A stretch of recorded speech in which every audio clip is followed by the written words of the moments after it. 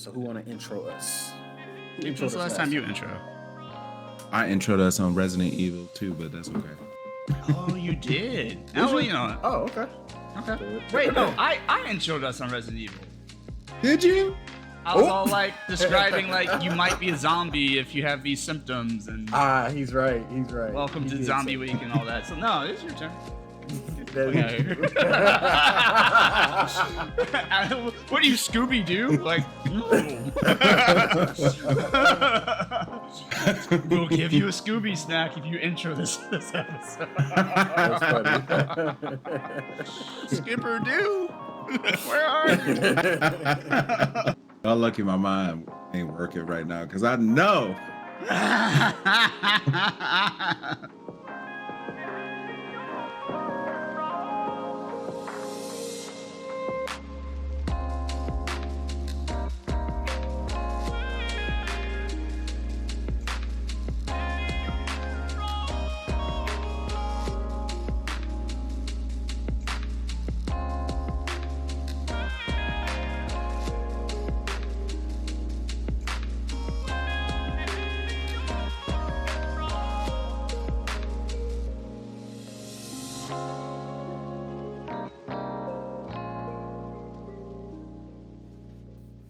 Well, welcome in, folks. I am Skipper Finn, and this is Hard Mode Selected, where we experience life, fandom, and gaming all on hard mode.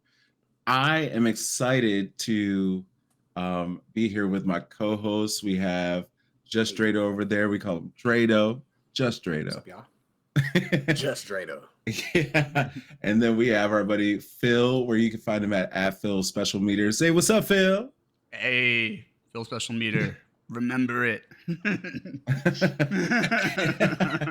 And today we are going to talk about PlayStation 5 and PlayStation 5 Pro as it just released and all that Sony has to offer and not offer. That part.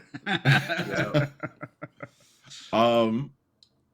I'm not necessarily sure where we should start because there's so much to go on. It's a lot. There's so much to talk about. Yeah. PS5 Pro literally just dropped November 21st this week. I did some research, and then they are in stores. They're not out of stock the first day, like how the first PS5 was. So you're actually able to go and purchase it right now if you want to. I think there's a lot of reasons for that too, but go on. Yeah, oh yeah, for sure. No, I agree. Plenty of reasons. I was actually gonna say I feel like the original PS5 was released prematurely. I feel like it wasn't ready, and they shouldn't have released it. And I feel like they dedicated all their time into this Pro, which is the console that they wanted to release, but gave us like the hand-me-down beta version that they sold to us. That's my personal opinion, bro. Like they do this every time. It's become standard business practice where they're like, we have the hot new system. It does everything. It's more powerful. It's prettier. You know, it does the stuff. It has all the YouTubes and the whatever else you want on there. And it's just like, okay, word. And then they wait for that to garner enough, income. And then they're like, aha, actually, like 2 to 3 years later, like actually, there's a pro version that really does all the stuff. And it's just like, my attitude is always like, bro, you're too late. Look, I already bought this expensive piece of hardware. It's too early in the life cycle. You have not tapped the full potential of what a regular PS5 in this case can do. And so I'm just like, I don't give a fuck about your Pro. Like, I'm sure there's some bougie people who are like, I want the crispest, cleanest, freshest piece of tech there is. And I'm like, cool, those people will buy your Pro. I'm not. Even more so, we're getting closer to when they're gonna drop another generation. So like, and then and then on top of that, like the games that they're releasing are games that we've already played. So then it's like, oh, you want me to purchase this just so I can have shinier water?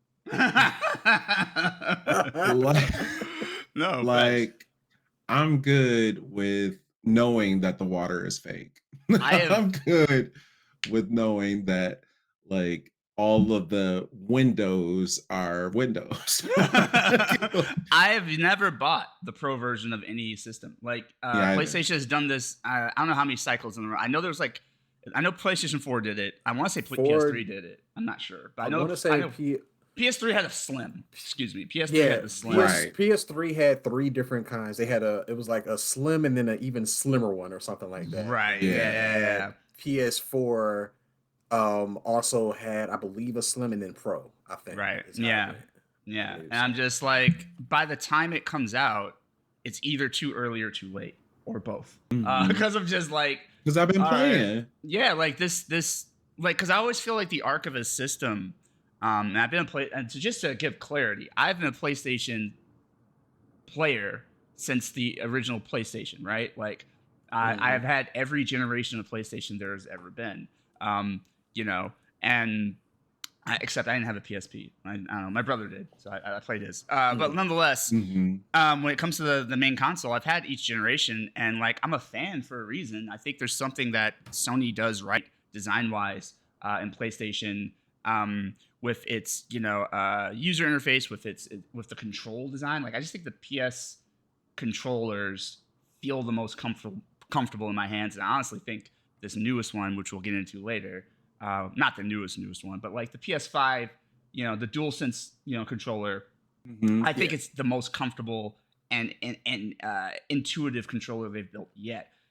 There's caveats with that, but I think it's like, as far as how it feels in my hands and how it operates, fucking masterpiece.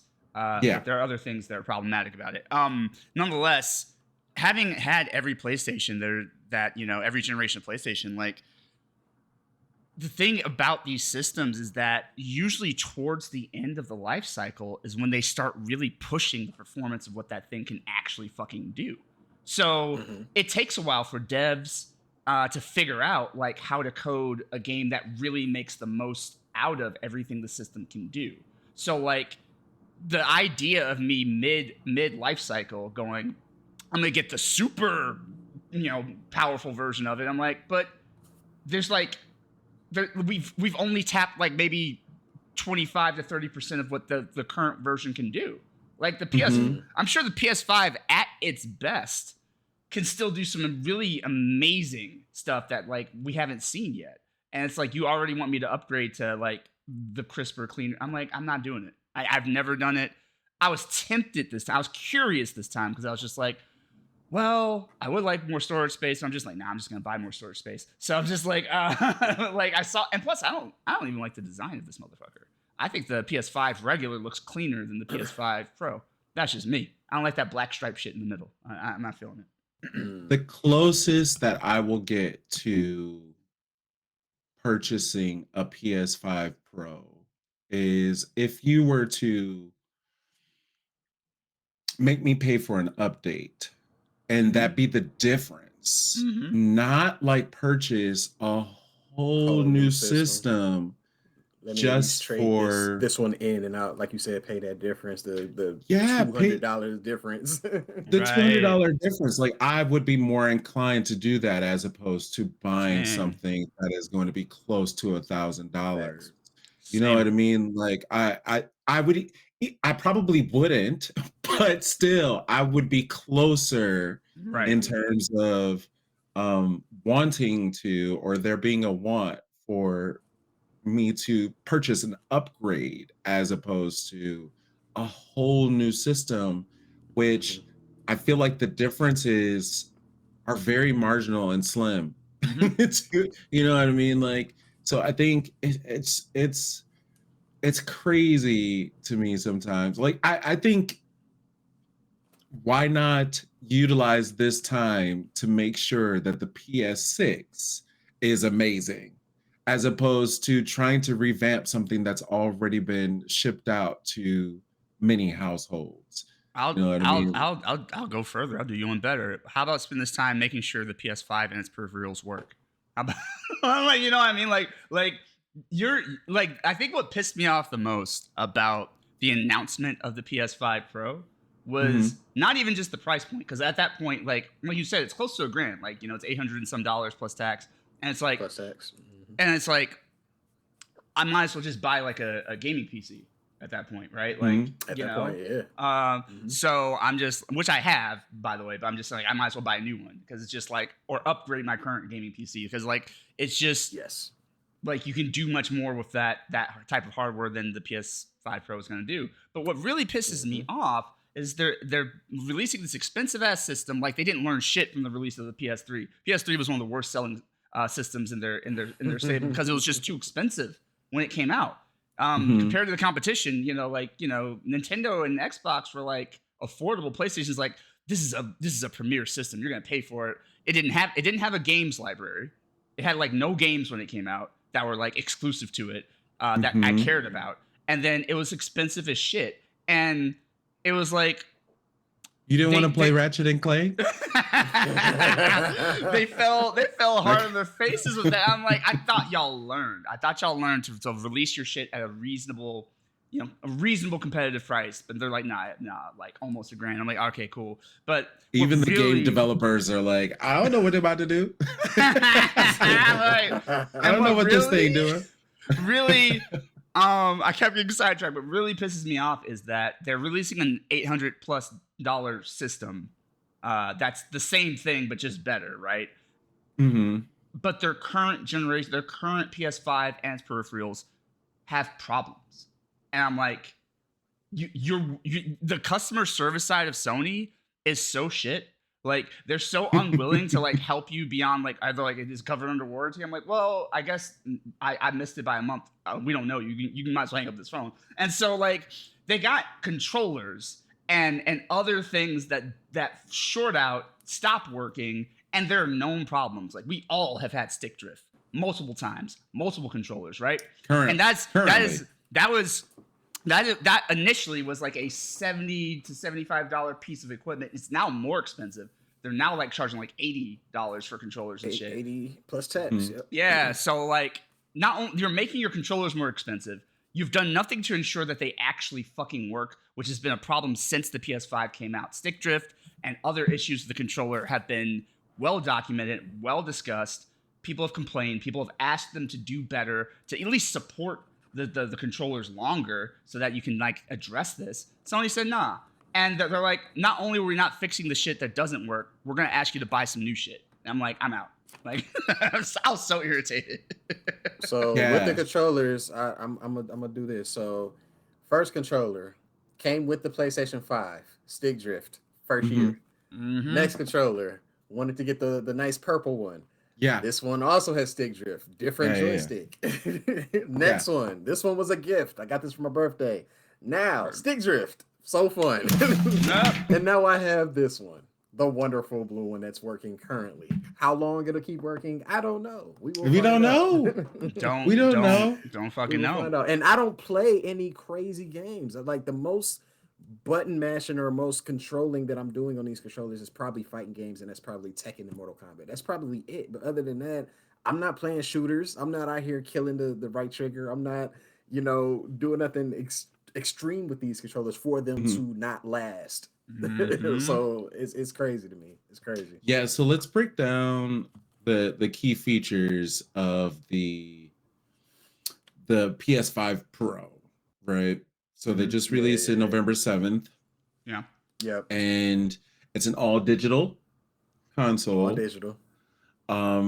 They have added certain things like PlayStation Spectral Super Resolution, which super resolution means that like it better look clear as fuck on my box TV. The optimized console performance is now 120 frames per second as opposed to 60. There's the advanced ray tracing. And then, of course, some other things like the 2 TB of storage, the enhanced image quality for PS4 games, which I don't know what that means. The next level online wireless next level online wireless connectivity. Next level.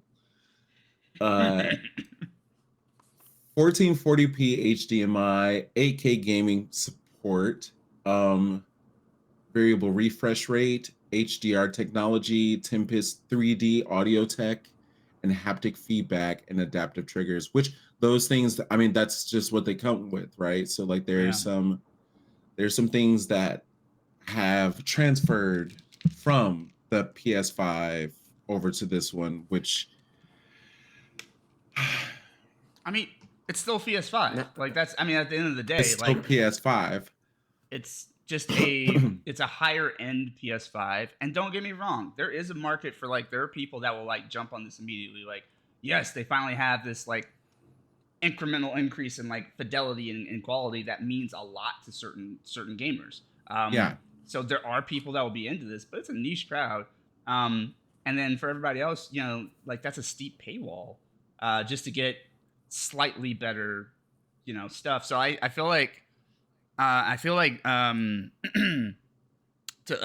Drado I think was starting to say is that like on top of it, like when you said it was all digital, you can get a disc drive added to it, but it's like an extra you are paying like $1,000 at that point because it's like an extra $200 and some change to get like I think a disc drive to add to it or some shit.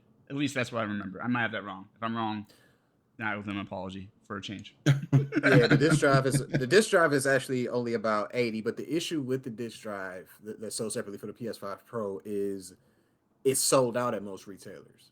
When they announced that this was going to be a separate additional cost for the PS5 Pro, that was initially them saying you better buy now before they are out of stock when the PS5 Pro actually drops. Because right now, most retailers are not even selling them right now. They're out of stock. So if you didn't get one when this was first announced, you probably got to wait and you're out of luck.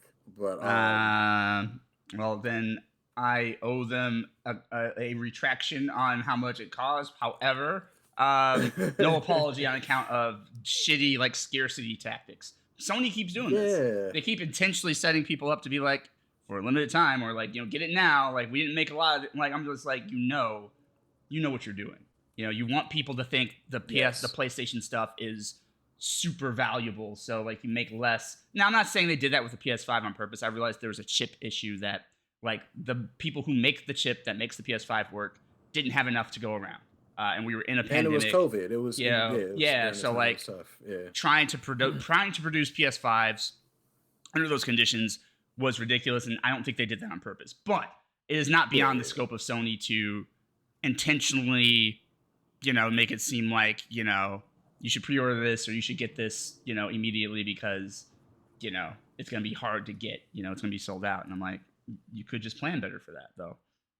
Now it is possible more could come in stock later. The holidays is coming up with Black Friday next week. Maybe they'll have some in stock. Who knows? But the fact that they dropped the PS5 Pro this week and are already sold out on the separate disc drives, that maybe somebody was waiting to get both at the same time. Maybe they saved up that $1,000 or whatever to say, "I'm about to get everything at once." And so it's just like maybe. I think that there are some people in the past who have just been like, "I'm gonna hold off until they do the Pro." Mm-hmm. And that's, I know some people that do that. They don't like getting the first generation console because it's going to be inevitably buggy, right? So like they don't necessarily know what the problems are going to be until they're shipped out to homes, and then people start complaining and saying that this does not load properly or this is taking forever, you know, like so then they start the process of trying to fix or start working on a PS5 Pro. It's just I haven't been as frustrated since I needed a Rumble pack. The Rumble pack. This is the Rumble pack. You know what I mean? Shout out Nintendo. Shout out Nintendo. It's like one of those things where it's like, why now and why so much later? And now we're on the cusp of holiday season, where you're dropping this new You know what I mean? You're dropping this new iteration of a game. Like, how long has the PS5 been out since? Right. Like, we're just now getting the Pro, but how many years has it been since the PS5 has been out? And so now we're already on the inklings of talking about a PS6, and we're already on the inklings of talking about other game consoles like Nintendo Switch 2 and things of that nature. And so now you drop this, it seems like a money grab for a huge corporation, or trying to fix what is failed in the past. But I fail to understand what are you giving to the people who were loyal and who came out and purchased your gaming system initially? You know what I mean? Like, what benefit would we receive in other than enhanced ray tracing? Right. You know what I mean? Like, to give them more money. Yeah, and it's one of those see, things. That's why I said I feel like this was all purposeful. I feel like this was not the whole PS5 and the whole COVID thing, but in terms of, all right, we already dropped the PS5. Let's just focus everything that we have now into, or all our resources into this Pro, without even making sure everyone is still even able to get a PS5. yeah, It was like 2 years before it became like available to everybody. yeah. I want to say like 2022, like the end of 2022 is when everybody was able to get one, or at least those who were trying to get one. They're in stock now. It makes you wonder if then, that's intentional. yeah, and obviously it's a business, But then Right. 2023 is when they made all these crazy changes. They dropped that new DualSense Edge controller that's $200. They dropped, they increased the prices for all tiers of subscriptions. So they were like raising the prices of all the regular PS5 controllers. So they were like raising the cost on everything before the Pro was even announced. So they Has they anybody fucking changed their PlayStation Stars program, which by the way was down for several months. It just didn't work, and they knew, and they did say like, "Hey, we're working on it," but you couldn't earn anything towards your PlayStation Stars for several months, and then they brought it back. But then like they quickly after bringing it back, they're like, "We're updating the terms and stuff, so you might want to re-up. If you don't accept our new terms, you're out of the program." But the new terms basically say that like your points will start to expire quicker. Like, you need to use them within a shorter amount of time. Also, I checked because my favorite thing about PlayStation Stars was that I could get like gift cards for PSN. Yeah, they removed them. Same. They fucking removed them. Like you can no longer you can no longer get gift cards using your PlayStation Stars points. They're like, you can pick from these. You can pick from these games we've decided to make available by purchasing points. And you can get these cosmetic bullshit. They're like, but no longer am I going to get like the $5 and $20 gift cards. That's the only reason why I was using. I didn't even know that. That's crazy. I was using it specifically for those PlayStation gift cards. That was like the whole reason why. Yeah. It goes back to what Skip said about how are you rewarding loyalty. And like that was the closest thing they had. It was like, okay, I spend all this money on your stuff. Like I could be over at Microsoft getting Xbox shit. I'm not, but I could be. I could be like, I could be hard for, like dedicated to Nintendo. But I'm like, I'm over here with you. I'm over here with you because I like what you do. I like the type of stuff you make. And I've had a PlayStation since the PlayStation 1. I've had every generation. And yet, you finally create a way for me to like feel like truly rewarded for like, investing in what you release and giving me a little something back so I can continue investing. It's smart. Like, it's not like you're giving me money towards stuff that I can only spend with you. It was a good thing, but I think they realized like, oh, there's too many hardcore gamers who are like getting too much out of this. We should I'm like, that sucks.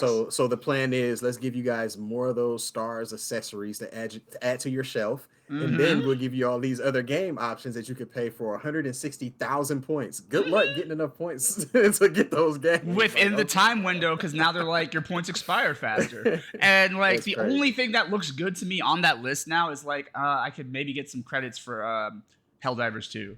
Like that's it. Like you can get some in-game currency that they offer for certain games, not all games, but just certain games they'll allow you to buy that, and I'm just like, this is some bullshit. And if I had a beautiful mind, I would be trying to figure out like the math, right? So like how much does that actually go to? Like, are you taking the tax off and then you're turning that tax into points, and then those points then go to like that's a good question. The reward program, and then that becomes part of the wallet funds? Like what percentage of the game that I just spent $60 or $70 on, full price on the game to get points, and then is that carrying over to the next game? You know what I mean? Like, okay, so recently, because I haven't tried it, but so I was playing Fortnite with Casey, and there are sometimes where you have those in-game transactions, right? Now, I didn't necessarily know that when I purchased some of the in-game transactions that they were pulling the wallet funds that I had for the PlayStation Stars, right? Yeah. So when it came time for me to actually purchase a game that I wanted, which ended up being Final Fantasy Rebirth, I had some money, but not all of the money. And that was just me, right? That was me not paying attention to where the payment method was, and that it was being pulled out of the funds, right?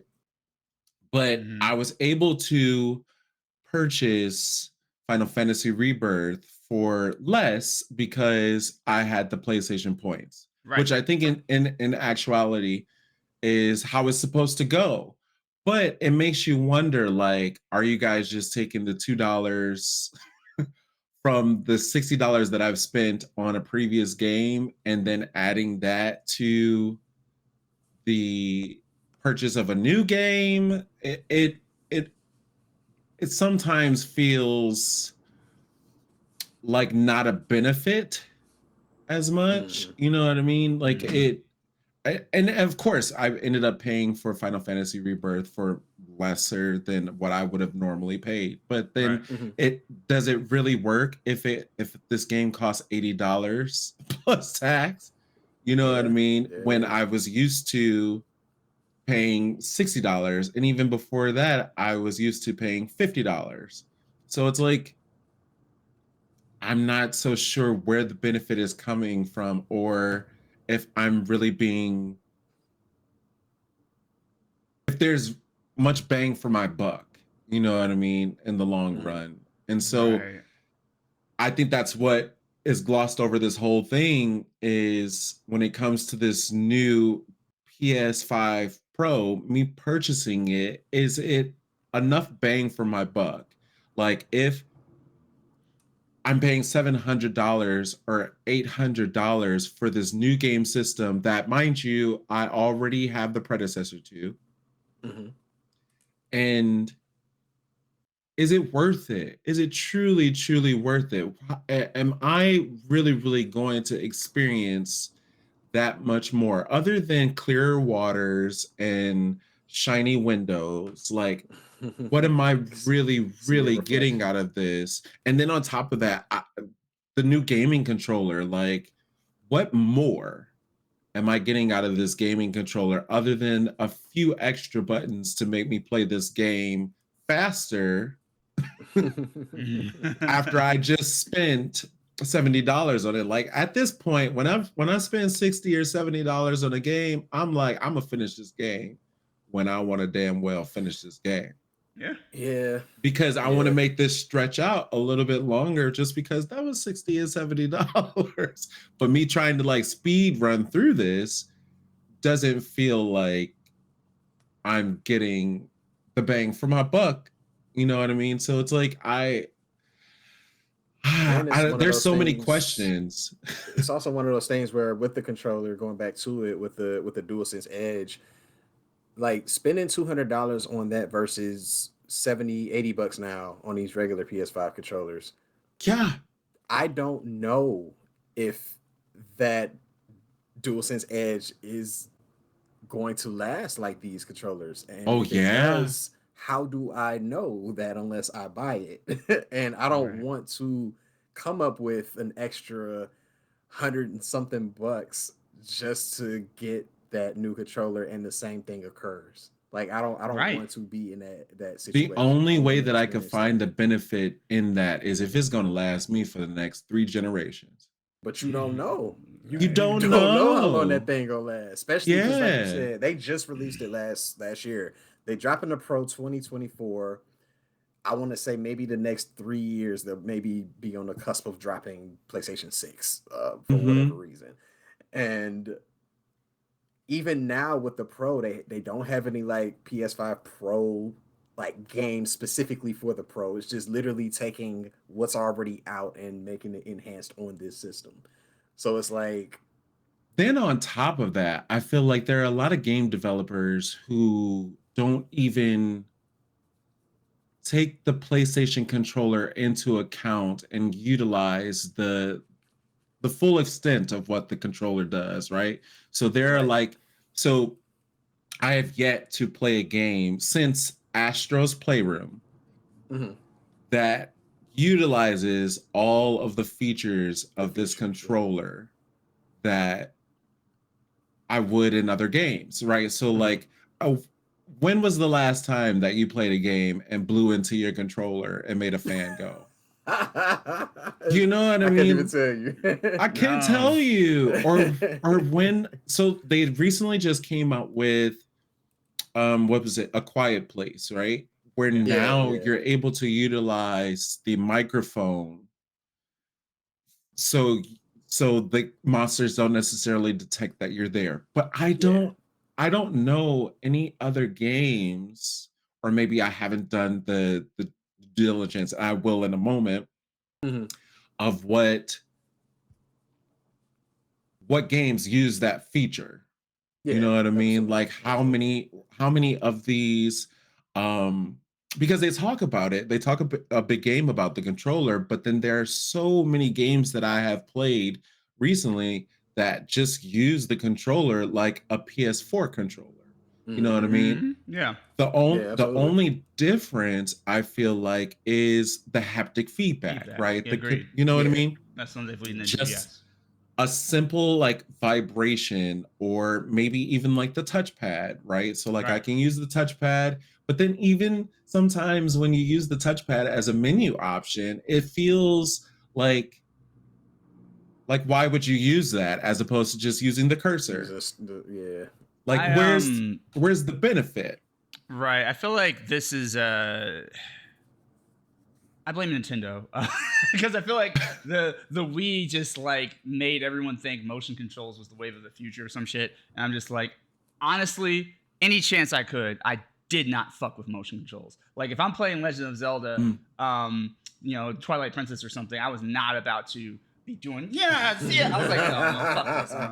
I like I like the direct feedback of just like using my fingers to make quick decisions and movements as opposed to like if I want to get exercise, I'll go get exercise. Like, you know what I mean? Like Right. it's not good enough to actually be virtual reality. So let's stop playing. But it's like you have a whole PlayStation VR system. Why not just leave all that motion stuff for that specifically, Yeah. Right. and Yeah. just Yeah. do like the Or regular stuff with the controllers? I don't Right. or know. if you're Because playing Just Dance, like don't tell me to download the Just Dance app so I can use my phone as a controller right. when Yeah. the controller itself should be like you can use the controller itself, but then Mhm. that feels ridiculous because now I have this controller, this cumbersome controller in my hand while I'm trying to dance.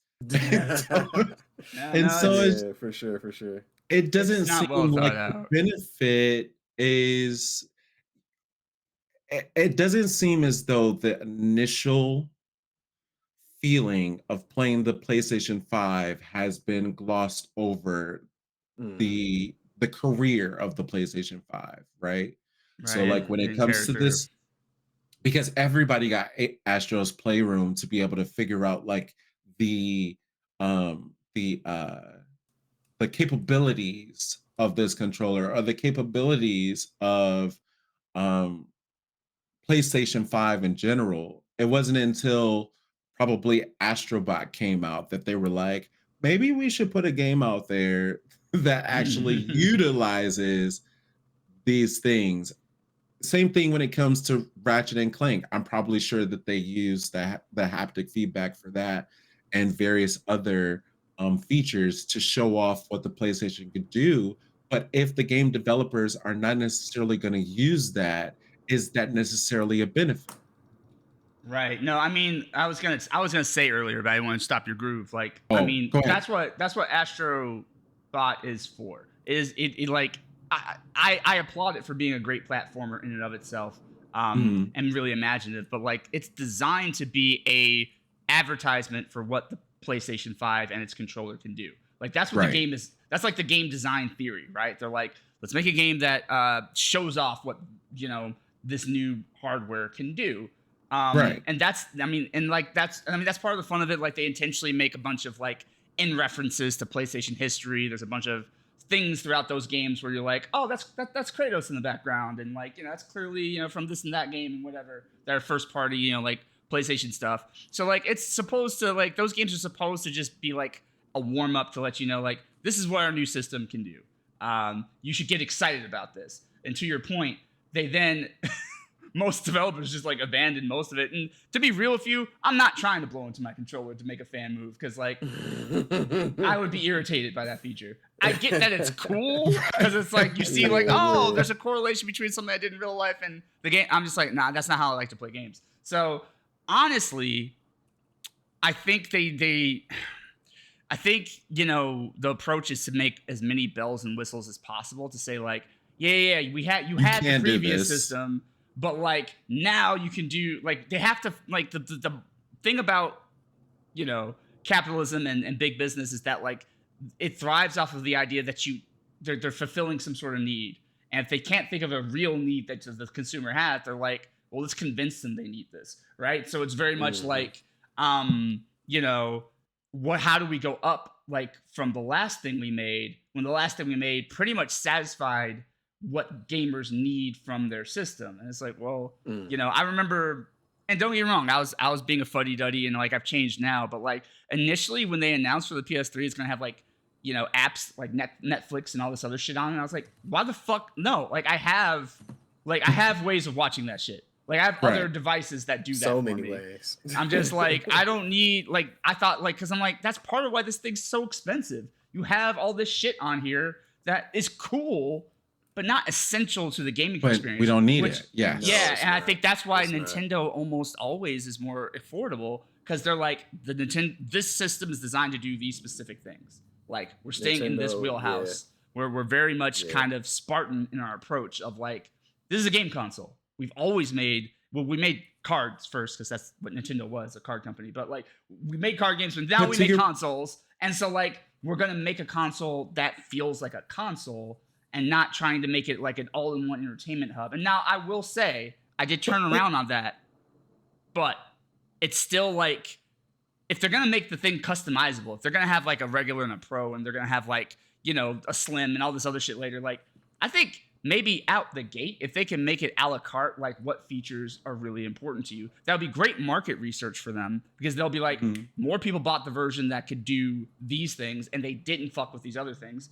Or, also that it would just be great because it's like, well, maybe I will buy a PlayStation, whatever, but I don't need it to do all of the things. Maybe I just need to do the things that are specific to my gaming experience.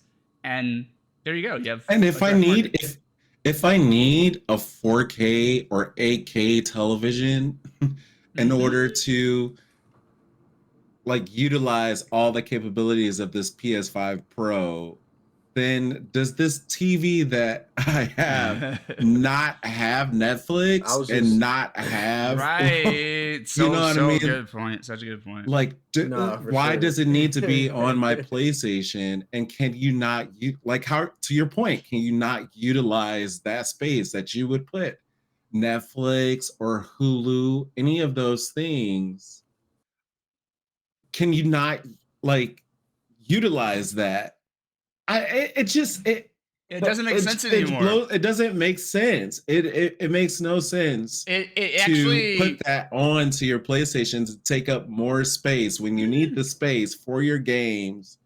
Like I don't know. I feel like they're trying to work in tandem, and they're trying to say like, hey, we have Netflix, we have all of those things, and I don't know anyone who just utilizes the play. Well, no, maybe there's someone who is using that as an entertainment hub, right? Right. Who thinks that this might be easier to use on the PlayStation as opposed to having to come out of it.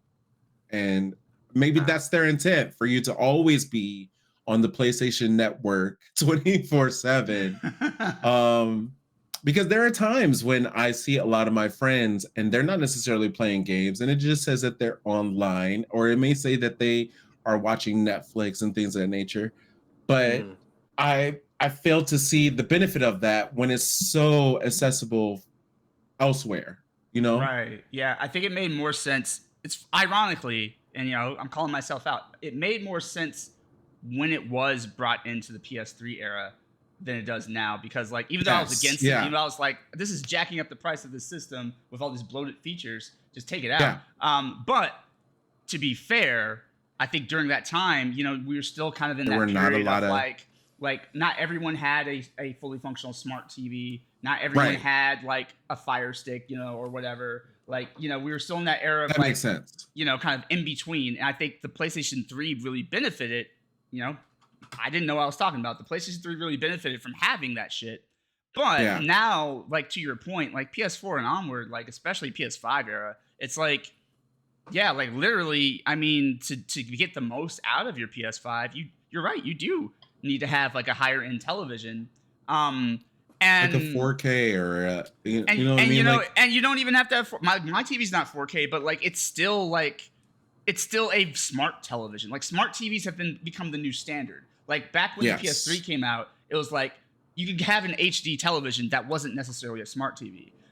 Now it's like out the box, like a new TV you're gonna buy, even a more affordable one, like in the $200 range or something like that. A TV you're gonna buy now is going to have smart streaming service. So it's literally like I'll be watching my TV and I'll be watching Netflix or Disney Plus or wherever the fuck I'm watching, and then I'm like, all right, I want to play a game now, and I turn my PlayStation on and it switches over, and like when I want to watch something again, I just switch back, like what I mean. So it's just, and it's not like I have to download Netflix and this other shit, but the system does have to have a certain amount of dedicated space to be able to like have that feature available. So like I can delete Netflix, which I have, off of my PlayStation, but same. But like it takes a certain amount of processing power and space just to have that option available, right?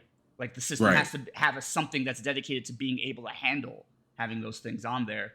And that's probably maybe an expense you could have cut out to make your system more affordable. Or run a lot smoother. Right. Like if you're going to put Netflix on there, then it shouldn't take up space. You know what I mean? Or if you're going to put like those things, it should add a little bit more of a benefit. Like I want to use the PlayStation. The sole purpose for the PlayStation is for gaming capabilities, right? So like if I want to use Netflix and things of that nature, then I feel like, of course, it's going to take up space, right? But I wouldn't like for it to take up so much space that I can't download another game of some sort. You know what I mean? Or I don't know. It seems like, but it's not up to me to know. I need for these people to make a game and figure that out for me. So when I purchase, then all like the money is going to that. You know what I mean? So I don't have to think about those things. Being devil's advocate for a second, I do think like maybe the only thing that is useful about that, but then again, you have your phone, you have your tablet, but like if you are into that type of shit, but like, or your laptop or whatever, but it's like the only thing that's kind of cool or convenient about it is like if you do travel and you take your PlayStation with you and you're staying wherever, it's like now I have like Netflix and Disney Plus and whatever just with me because I brought my system. But again, there are more convenient ways to bring those services with you because we live a very portable, handheld life now. I Yeah, don't like watching now we're in things a on a small space. screen, but like still, even a laptop is still a pretty good screen to like watch something on, right? Like, We're in a space now that sometimes, and I know that there are lower end hotels and motels and things of that nature, but 9 times out of 10, I've had the capability of being able to cast from my phone, True. right? Yeah. So like I Yeah. didn't necessarily have to take a Fire Stick or things of that Good nature. point. I could just cast, or I could mirror to this television. And the only time that I ever took a PlayStation with me was so I could play the PlayStation. Right. You know what I mean? It wasn't Takes it back necessarily to like it's a gaming console. Maybe focus on that first and foremost. I think it was a smart move again in the PS3 era to like have that just as a selling point. Like, and I still think if you're going to have a disc drive, it should be able to play DVD and Blu-ray. Like that is a smart feature, because then it's just like I don't have to have a player and have a DVD player. Right. Yeah. It saves me a step. So like that's cool. But as far as like software capability, it's just like, like maybe I don't need everything on here. But is that the PS5 Pro then? So like by it being all digital. I mean, that was the PS5 too, though. Like, because like the PS5 came out with a digital model and a disc drive model, and I thought for a second about like, what do I want to do? We are going to more like streaming. I do have a lot of content like just in the cloud or whatever, but I was like, I still like the option of being able to pop a disc in, and that was important to me, so I bought the disc version. But like, I don't think that's an advantage of the Pro. I think that's just like something they have been thinking about as newer generation. I'd be surprised if I wouldn't be surprised if the PS6 doesn't even have a disc option. That disc option is going away. That's over. or an extra $200 at this point. This PS5 Pro better microwave my hot pocket. Like it needs to be able to do. So it has to be an additional appliance. You know what I mean? Like it has to take away my worries for various other things rather than just, it's just a lot of add a stuff gleam. that they're doing. A lot of stuff that Sony is doing is just not making sense right now. Like I even love the idea of the handheld that they dropped not too long ago, where you can, PlayStation play 4 on this screen. However, you need Wi-Fi connection in order to play that shit. So you can't just take it, anywhere you want. Unless there's a hotspot or Wi-Fi somewhere available. Hold on. But no, you I've can't play unless heard there's some type of Wi-Fi connection. And me, I do. I have, I have upstairs, I have a downstairs. So it makes sense if I want to stay downstairs and play it, I can. I don't have to come all the way upstairs to play it. That's right. Cool. But what if I want to go somewhere out of town, on a plane, stuff like that? I want to have like the capability to play that without having to worry about a strong Wi-Fi connection, or a hotspot connection. And it's not just that, Drado. It is, so I have tried to utilize the PS Remote Play, and unless you are in the same household, you can't use it. It's not like it has to be connected to the same Wi-Fi as your PlayStation. So it's simply for if I'm downstairs as opposed to using my PlayStation. It's not as though I can use it remotely if I'm in another state or if I'm in another, like there's certain things where you can download to the console, right? So like I can from say I am at work, right? And I want to purchase a game and I want to have it downloaded by the time that I get home. You can definitely do that from your phone. You can do it from the PlayStation Store app. You can do it from PlayStation.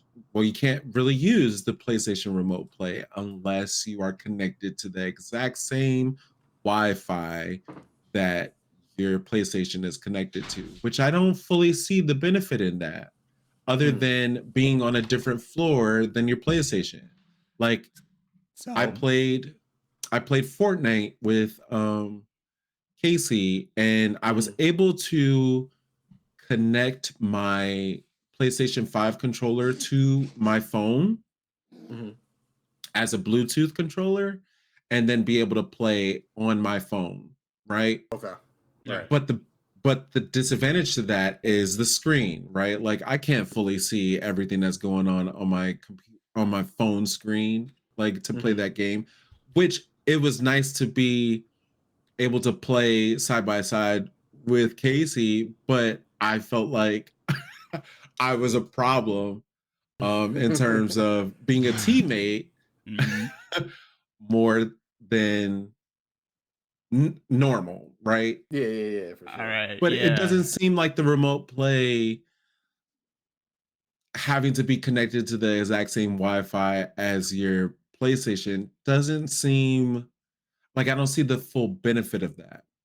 Yeah, the remote play. So here's the deal. Like I've been waiting for this. So like even I think like 2 years ago, I'd be at my job and I was like, well, I do have some downtime. For downtime. For disclosure, I'm like I was a driver, so there'd be time in between rides, for rideshare that I'd just be like, all right, well I'm kind of chilling for a moment, or maybe I have a lunch break, whatever the fuck it is. And I was just like, I was still pretty like, I was still pretty addicted to like Avengers, I think at this point. So I was just like, all right, let me just like try and like see if I can play Avengers through a remote play. And problem number one, with your phone, if you use that, the controls suck because they're touch controls, and it's just like it's very jank. You're like, playing on the screen that you want to see. Exactly. So the interface is taking up some of the space, and like the responsiveness of it is not great. It's not awesome. All right.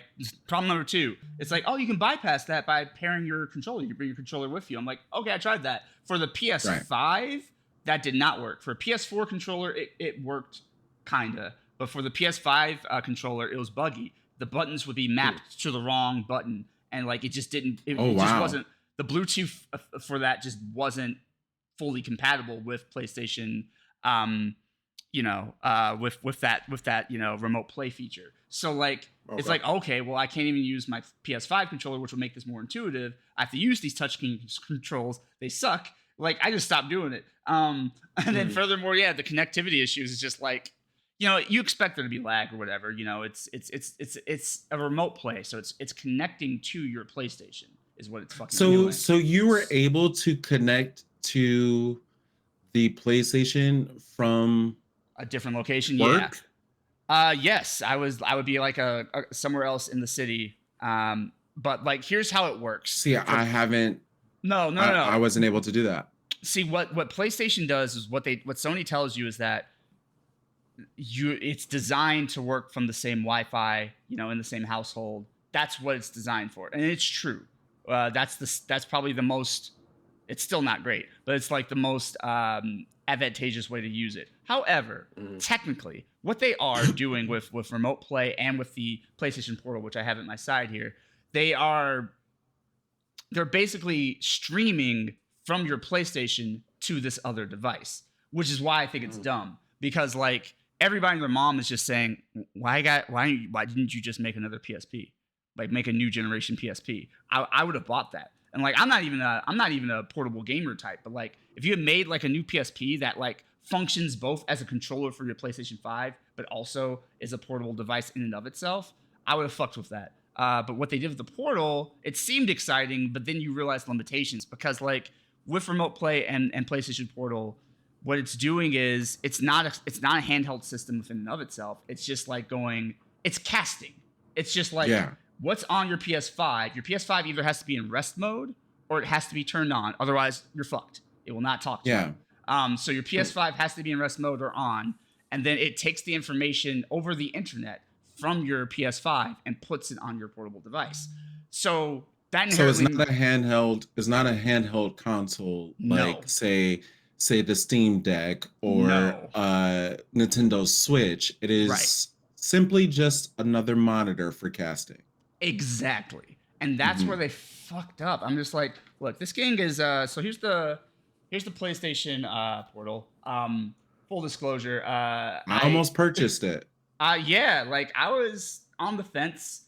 I know my younger sister had one, and like she legitimately likes it for the household purposes. Like she's just like, because of just because of physical disabilities and stuff. It's just like sometimes it's a pain in the ass to like sit upright and like do the thing with your TV, and like it's just nice to be able to just be in bed chilling and just be like, yeah, this thing's cool. That's what I would like. Yeah. So it's like it does work for its intended purpose on that regard, but it's like when you have something this nice, like this screen is dope. Like this is a huge ass screen. I can actually see what's going on. It handles well because the controls is just like a PS5 controller split in half and put on the other side of the screen. So like it's really really comfortable. It's a little bit weighty, but not heavy. Like it's like I have it in one hand and I'm not struggling. Like it's a really great design. It's a PlayStation Switch. As many times as my finger has touched the touchpad on the regular controllers, that one actually looks like I would benefit more, in terms of controls. Yeah. Right, like, it's fucking like it actually is great. You can plug your headphones in. Some bullshit about it though. It's only really compatible with the PlayStation, earbuds. Headphones. So fuck them for that. So that's messed up. I figured. Yeah. So you turn it on, you get the screen, and then basically you decide what PlayStation you want to pair it to. If you want to pair it to a different PlayStation, you have to like go to the settings and sign out and all that shit. But like basically it's paired to my PS5. My PS5 was in rest mode. Now it's turning on. And it is cool that like my TV's off, right? But since my PlayStation is on, now I can actually like log in and do stuff on here. And like I think it's just like it's very much like a convenience that is a very niche convenience. Because to both of your points, it's just like this only works well. It's a small margin. Yeah, because when I intentionally bought this with the intention of like I'm gonna take this on the days I have to be at the hospital all day. Like every month I get treatment and like I just have to like be at the hospital for essentially a day. And then like I'm outpatient that same night, but it's like I'm there 7 a.m. and I get out like maybe 5 or something, and like that's most of my time. Yeah. So I'm just like, all right, let me bring this shit with me. But then I found out what it was actually about, and I was like, oh no, this may not work. So like I've brought it places, and honestly, even from home, connectivity can be an issue. Like even in my apartment, right next to my PlayStation 5, just getting it to connect to the Wi-Fi can be problematic at times. And I'm just like, See, that was the issue that I had with remote play. Was like I have the remote play on my phone, and even if I wanted to play a game that I could utilize those janky screen controls, right? Yeah. Right. I couldn't necessarily use remote play without connecting to the Wi-Fi that my PlayStation was connected to. Yeah, and that is how they instruct you to use it. That is in the actual paperwork. Like they're like, yeah, it's designed to be on the same But if Wi-Fi. you want to play in a different space, then you need to have the PlayStation Portal. And I mean, same for the PlayStation Portal. They advertise it as something that you're supposed to use from home. Like, I'm logged in now. Here's my PlayStation shit. And like, and even just logging in right now, it connected and disconnected like twice. And I'm at home. Like, you know what I mean? And I'm just like, guys, you made something that design-wise, hardware-wise, is really nice. And like I would fuck with this as a portal, as a PSP. Like if you made a PSP with this kind of screen and these kind of controls, sold. Especially if it's compatible with my PlayStation. This is neat in the fact that like it does act as another controller. So it's like I do have like essentially a fourth controller now. And it does allow me to play this in another room or in the same room. And like say my roommate loves football. So like if she's playing football and I'm like, you can just have the TV. I'll just pop this on and I'm still playing my games and having a great time. And that's cool. But like you might as well have just made it an actual portable console that is compatible with the PS5 instead of making it a streaming casting device. That has access to your saved data and library. Right. Because when I take this on the road, like, yeah, technically I can sort of jury rig it to connect to like the hospital Wi-Fi and then talk to my Wi-Fi and basically work with my PlayStation. But like it's so finicky. Like that's why they tell you not to do it. Yeah, I would rather use my PlayStation Portal and not have that boot up my actual PlayStation 5. Right. To, you know what I mean? Right. Like once I like maybe I think it was yesterday I wanted to download something onto my PlayStation 5, but I didn't want to have to go all the way up to my PlayStation 5 to download it. And so then I could do it from my phone and have it downloaded by the time I got to my PlayStation 5. Which that seems like a great benefit, right? So like I don't have to go through the process. You can remotely download or transfer save data from a separate room in the house, but it just isn't. It seems like that's the only benefit that I've experienced out of it.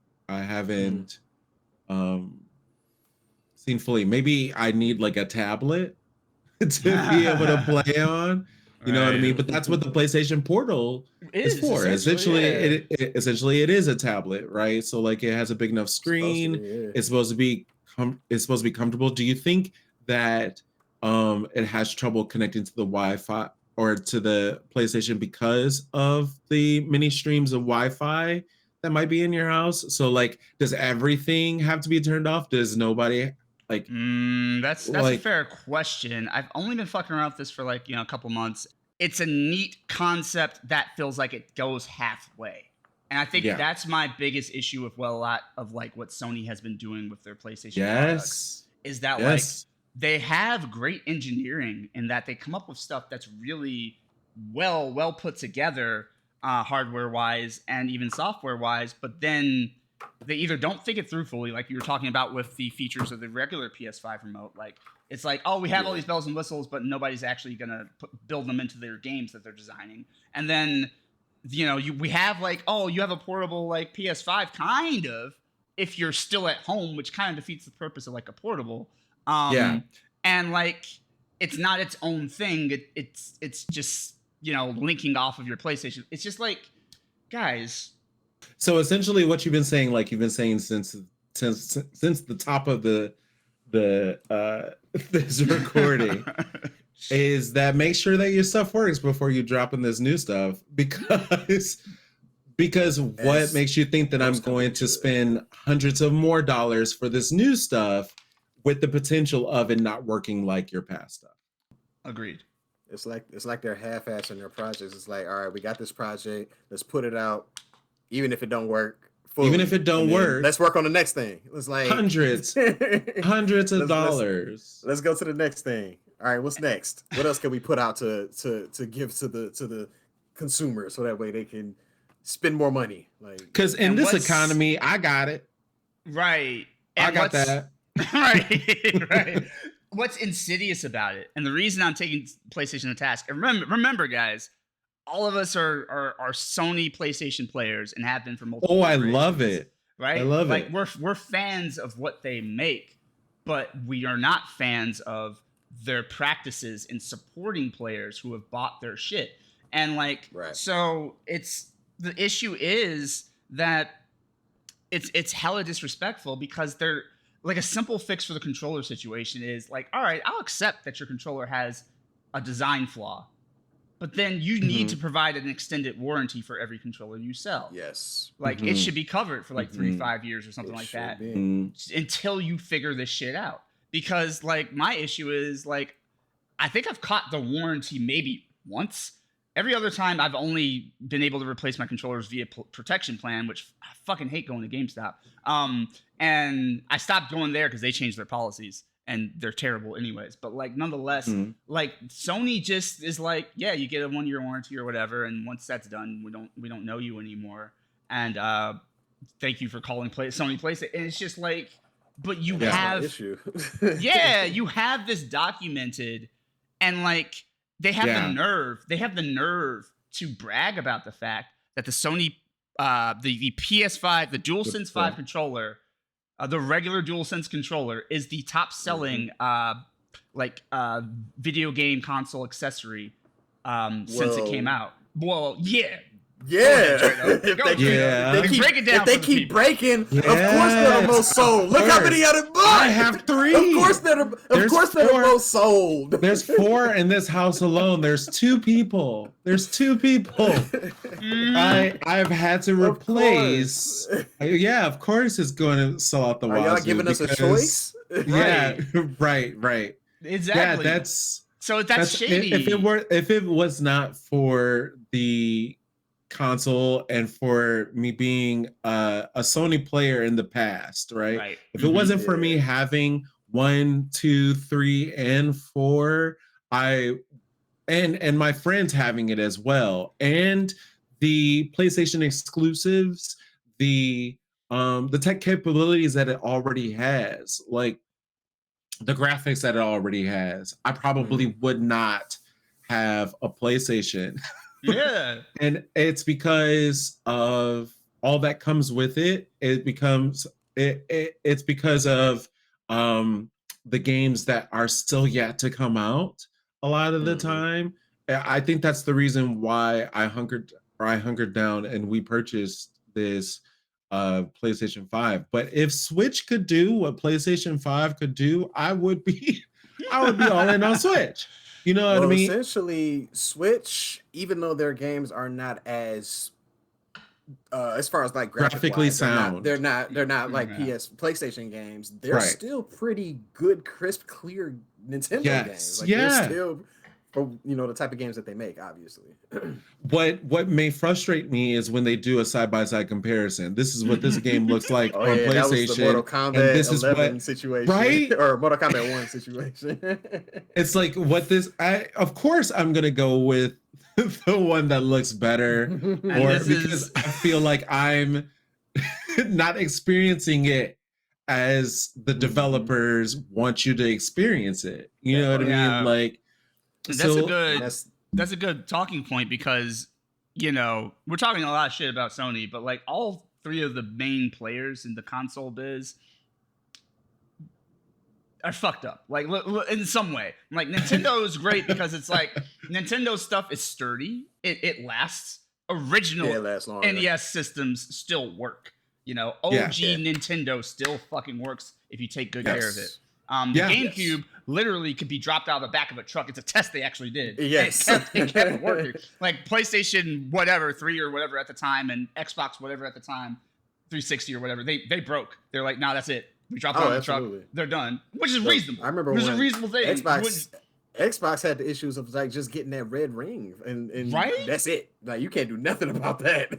Right? And they were so shitty about ring. Oh my gosh. The red ring of death. They were so shitty about actually taking care of that. They did eventually kind of like respond and like take care of the players, but like it was a pain in the ass. It was a pain in the ass. Like it was like, why did you even release this if this is such a prevalent problem? Like, how did you miss this? And if you did miss it, how are you not just jumping on this immediately to be like, all right, we're gonna take care of all of you? Like, it took some bitching. The whole first generation. Right. Like, there's a possibility that you might get this red ring. And I remember being in college and was like, so what does that mean? Right. For real. No. And like, here's the thing. Like, again, Nintendo's sturdy. It lasts. You can drop it out of a truck, whatever the fuck. But like, and they're consistent. Like, what they're going to make, essentially. Nintendo has basically Nintendo has you by the childhood. Like, they're like, you like Mario, you like Link, we're gonna make those forever, and this is the only way you're gonna get it, and it's safe for your kids. Most of our stuff is pretty like for everyone, and when it's not, we make it very clear that it's not. And like, Nintendo is like reliable. However, Nintendo is also head up its ass, because it's like, well, since nobody else is doing what we're doing, our shit's not gonna go on sale. Ever. Ever. We're not really gonna accommodate too many of your whims. It's just like, hey, you want that Nintendo shit, you come to us and you play by our rules. And it's like, yes, okay. now they have come out recently, not to make it this a Nintendo thing, but they have recently done this thing where it's like a coupon, right? So if you purchase this particular game, then it gives you a coupon to purchase. It's like a buy one get one free type of situation where it's like a Nintendo service where they have this certain games that they've come out with. You can purchase this in a bundle and we'll give you this free game, or certain things like that. And Nintendo does also have a program similar to PlayStation Stars where you can accumulate points from purchases and in-game stuff, where you can also stack up points and buy games that way. Yes, so which I feel like I saw that from Nintendo first before I saw that from PlayStation. That's right. Yeah. Because the Switch has been out for 30 years now. and have not, and even though there are rumors of a Switch 2 coming out eventually, the Switch has been out, like you said, for a very long time. I still have my Switch and have no issues with it. There's rumors that this new Switch is going to be backwards compatible. Yes, right. But I see that too. But it's like the commonality that I'm finding in terms of these controllers are the wireless portion of it. Like I feel like when everything was wired, I had no problems whatsoever, right? But now that we've moved into this wireless controller era, I first started experiencing the drift with Switch, right? Those little controllers, they're $60 a pop, $70 a pop. I know because Casey buys them ever so often. And so like they have those drift problems just as well. And now I experienced them with PlayStation. So I'm wondering if this is a wireless controller thing. If so, like it makes me pose the question: would you go back to wired? Never. You know what I mean? Not in a million years. I would not go back to wired, only because they don't make the wires long enough for me personally. I have my TV way over here, and I'm like way across the room. I don't want to stay close. But with the whole wireless thing, it sucks that you experienced that with Nintendo, because I have not. I've never experienced drift with any of my Nintendo. Now it happens. I have 4. In comparison to how much it happens, I have experienced it more with the PlayStation than I have with the Switch. But like I just started experiencing drift with my PlayStation controller just the other day while streaming, where I was like, I'm not controlling it, and the cursor is moving. You know what I mean? Like, so I have experienced it more with PlayStation than I have the Nintendo Switch. It's not to say that it does not work. It does not happen for both. Yeah, absolutely. Right. But I do like the idea of, obviously the controllers are wired work better than the wireless. I do like the option. So give me the option if that's the case. If it's going to work better wired, then make them work wired without no drift or no issues. Yeah.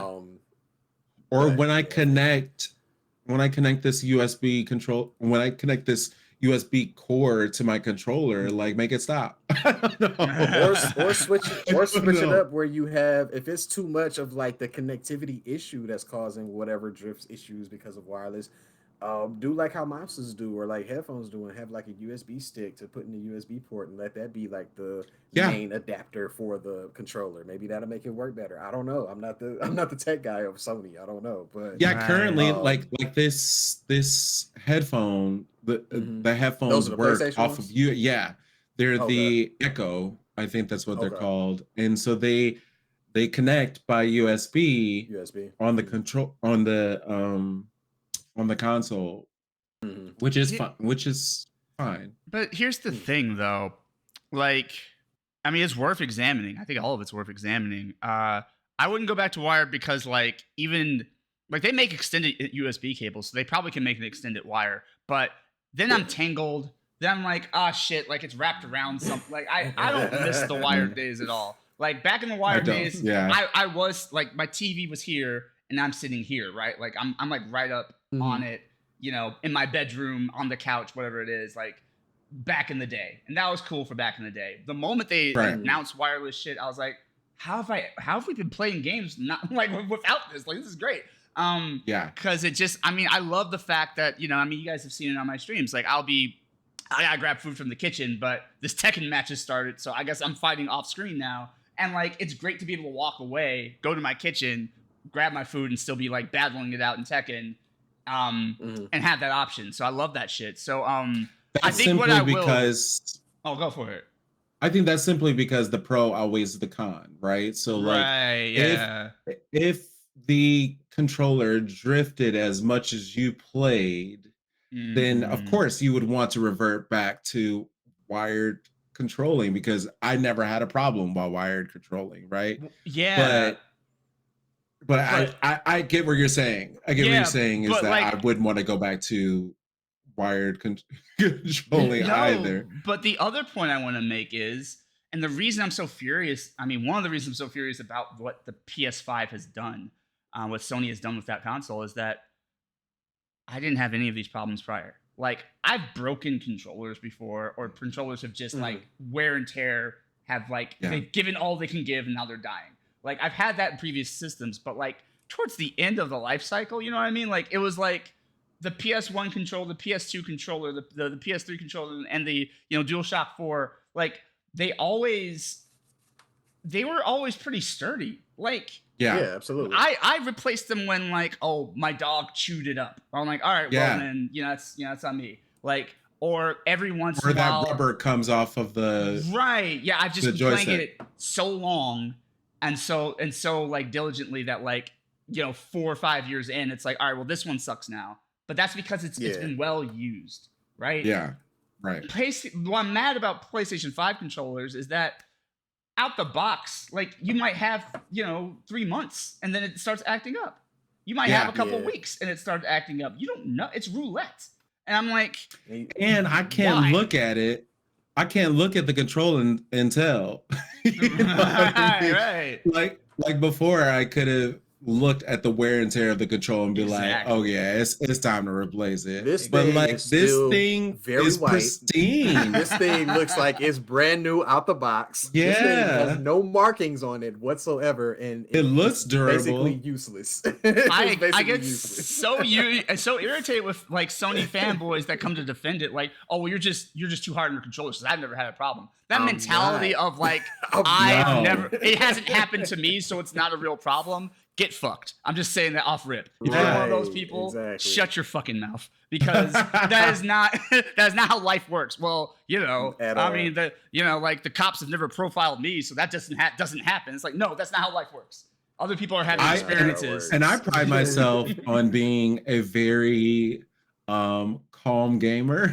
So like, I play calm games. I'm not raging out like some of these people who are throwing the controller across the room. Exactly. I am simply sitting here using my controller, and it should not act like I threw it across the room multiple times. Agreed. The fact that I get so nervous, because I am an avid fighting game fan. And like, I will go ham in like Tekken and Street Fighter and Mortal Kombat and all that stuff. But I'm not doing anything that I wasn't doing previous generations. Like, it's not like I'm shaking the shit out of it and, like you said, throwing it and slamming it down like, oh, fuck, I lost. Like, I'm not that type of dude. So all I'm doing is doing fast button combinations, right? And I'm just like, that's how fighting games work. So I don't understand. But you're a controller. Right. Like, so, like... Again, it's not even, like, typically a mechanical issue, because, like, all of my, like, everything still has the right amount of tension and everything, but it's just like, it's partly software and it's partly sensors. Like, inside the controller where you can't reach, the sensor gets a little dirty or whatever it is. Yeah. And don't tell me these controllers hard to open up and fix yourself. The PS4 controllers, you have the ability to open those bitches up and tinker with it a little bit, whereas these ones are like closed, bro. Don't touch it. Into these for shit. Right. Yeah. You cannot get into these, bro. It's wild. Crazy. It's just insane. Yeah, I've gone through quite a few. This is my newest one, which honestly, my sister's boyfriend works at GameStop, is the manager at a GameStop, and was nice enough. They felt so bad for me because I had gone through so many controllers. Yeah, twinning. We had gone through so many controllers. And I was just have that color. You can't sit with us. No. Can't sit with us. No. But like, I have my floss. which the green screen. Which the green screen you can't really see, but like that's the only thing that's in color. But I think like at this point, I have a white one that's across from me on my entertainment console that sucks. It like, and I've already They're all replaced looking at me. And I've replaced it multiple times, and it's just like, it's the white one no longer works. I bought this blue one that I've marked with tape because this one decided to be cute, and like the R2 button doesn't have the proper tension. So like everything else works. It doesn't have stick drift, but the R2 button just broke. And again, I'm not doing anything crazy with it. And I'm just like, I can literally only use this. Using R2? R2 is a mainstay in most games. I'm like, all right, I can only use this for Tekken 8 because I can map the controls where I don't really need R2. But any other game I play, like I'm fucked, right? So I'm just like, and then like, don't be a game where don't have the game tense up the R2 controller if it's gonna break. Yeah, you know what I mean? Like there's some games trigger something. What is it? Trigger adjust, or I don't know, whatever that is. Yeah, like it adjusts based off of what gun you pick up, or I don't like I guess certain part of the haptic feedback, isn't it? I forget. Is it part of the haptic feedback? Like if triggers. I need for you as a company to figure out what is the cause to this, because I could say that it's a million things. The only difference between this and the PS4 controller are those things, which is like the haptic feedback, and then the trigger adjustment, or whatever you want to call that. And don't even tell me some bullshit like, if you don't want those problems, then you need the dual edge, dual sense, whatever. You know what I mean? Like, because if I get this dual sense edge expecting to not have any of these issues, and then get issues straight out the box, I am gonna be ultimately pissed. As you should. Yes. As you should. And the thing is, with the games that PlayStation releases, like you said, Phil, the games require you to do a lot of those combos or those button mashings. Like they expect you to hit X a bunch of times so you can fill up this meter, or do something crazy like that, or twirl your joystick around into a circular motion to unlock something. Because then I'm about to hold the controller like this. Exactly. You know what I mean? Like, so you can't, like you said, Phil, you can't blame it on the games. You just can't. It's not the games, because they made them this way. No, you need to make something that's durable, that can withstand all of those things, because every single game is at some point a masher. Right. You know what I mean? Even some story decision-based games are like, here's the QuickTime event, or you're playing Dead by Daylight, and it's like, all right, you gotta hack this thing, and you gotta do this, like this is just how gaming works. And stop acting new, Sony, because like I said, every previous generation was fine, and they were wireless, and they were, all of that, and like they were cutting edge for their time. But like every other, like, this is the most fragile console controller I have ever owned, outside of maybe like one of those off-brand Sega controllers I used to have back in the day, where it's like I didn't buy it from Sega, but I bought like Mad Cats or whoever, and it's like yes, I remember that. Yes. I'm like, I am paying top dollar for the officially licensed Sony products, and they are failing me. And you can't tell me that you can't do better, because you have done better in the fucking past. So I'm like, yes. Figure it out. Is the negative outweighing the positive? So like, because we move into this new era of gaming, and then you get this new controller, and then they add these features. Like, did we ask for the features? No. But like, how are we moving forward in the gaming world? Like, you need to add these features, right? Yes. But like, would I be satisfied with playing this game without these features and them hiking the price point? Right. So like, there's so many things to think about in terms of moving forward with gaming capabilities, when what we've had in the past has been just fine. Like, it's such a thought, like, that's a how did you say it before, Phil? Like a thought point? Oh, right. I think it's just like I feel like I'm all for advancement. I'm all for innovation. Same. But like Mhm. it needs to really respond to something that is like missing from the experience.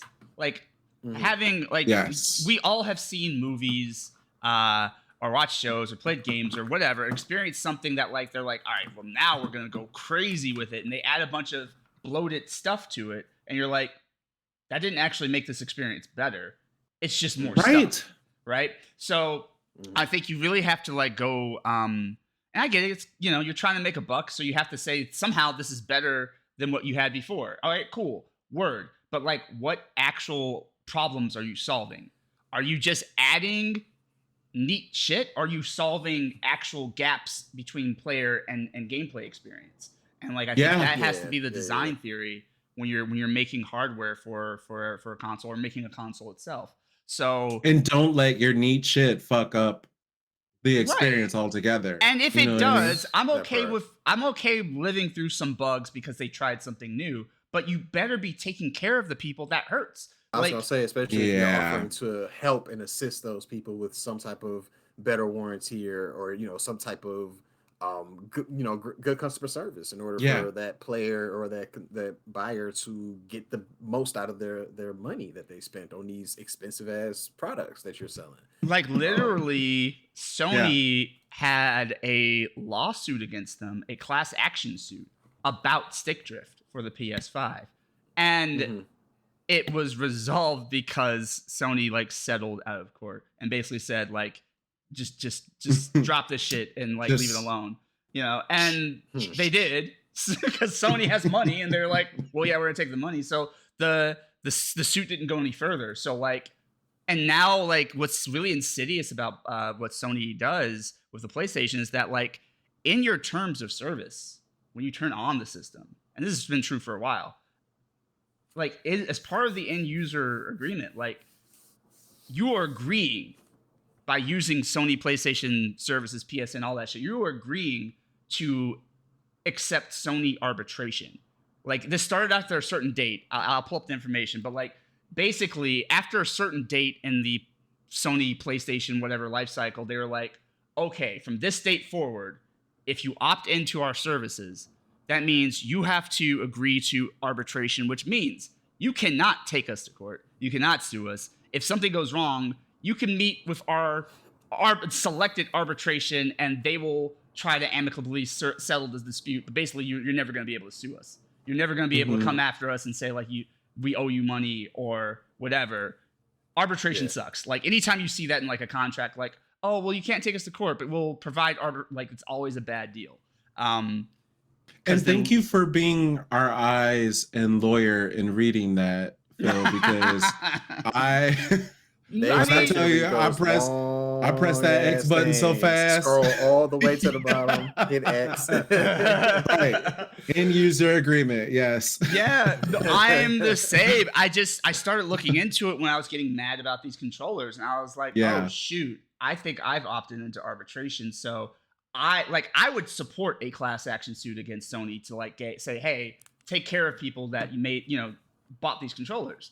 I think that's a reasonable thing to do, but like I literally signed my right away to do that. So like I can't start the next lawsuit against Sony because like they're like, nah, you signed it. You agreed that you can't sue us. And the mouse and keyboard people looking at us like, we told y'all. Exactly what I was going to say. I was just about to say that, Drado. That's what they're like in every... That's why y'all got to come over here, mouse and keyboard. That's what they're like in every fucking chat room about this. Every fucking Reddit is like, there's always somebody that's like, this is why you should just be on PC. I'm like, we told y'all. I must say, when I play my PC games and I use my Xbox, that's not a 360 controller, but it's Xbox One controller. I'd use the same thing. I've never had a problem. And it's durable, it's fat as fuck. It is fat as fuck. You know what I mean? I mean, in comparison to, well, you know what? Now that I think about it, in comparison, it's about as big as PlayStation, it's not that much of a difference from these two in terms of like size. Okay, so PlayStation has changed their controller. Initially, when like PS4 and PS3, they were much smaller controllers, but now they're about the same size as Xbox, and Xbox is like the Xbox One, yeah. We the slim bitches now. Yeah, I think I think both things happen at the same time. Durable. Yeah, because when we were playing the Xbox, like that thing was massive. Yeah, that thing was like it was. That was huge. It was too big for my hands. Yeah, that was the main thing I hated about Xbox controllers. I was like, this is a fucking brick, and I don't like hearing. Yeah. Like, holy. Nothing's worse than Dreamcast though. Dreamcast. Yeah, Dreamcast had a.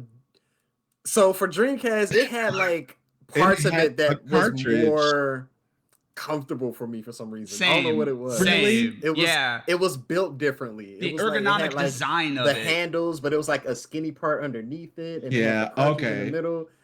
It was easier to hold for me personally. Yeah, same. Or do you think, or am I thinking about like N64 controller?